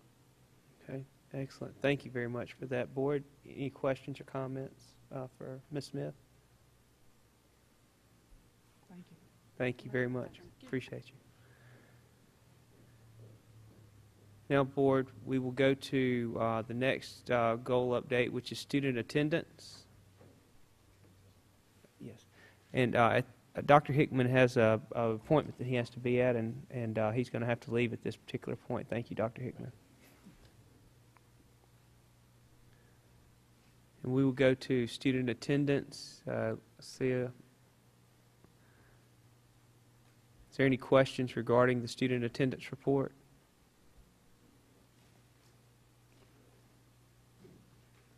Being no questions. I just had one comment. I noticed the high school is coming back. Congratulations. After, you're coming up. Super. Hey. If it works, keep on going.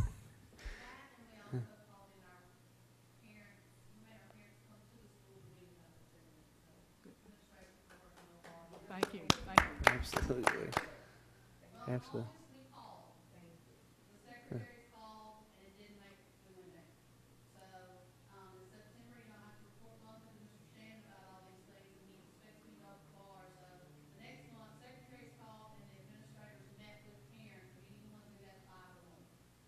Okay.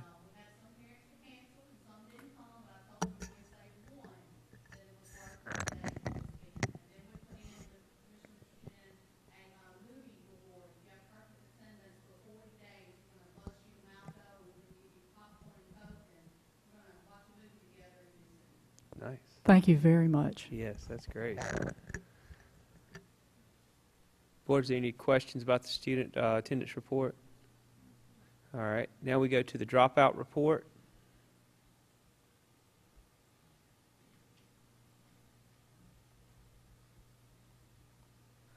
Mr. Shannon, any comments about it?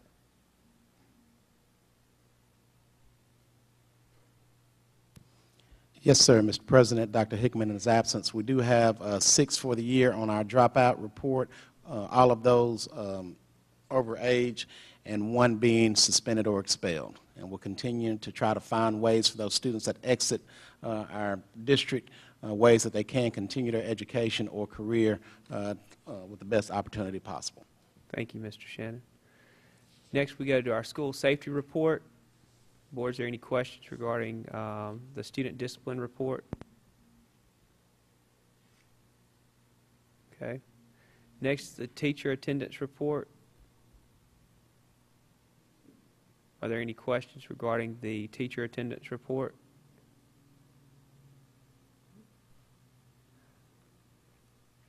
Next, we go to staff safety report.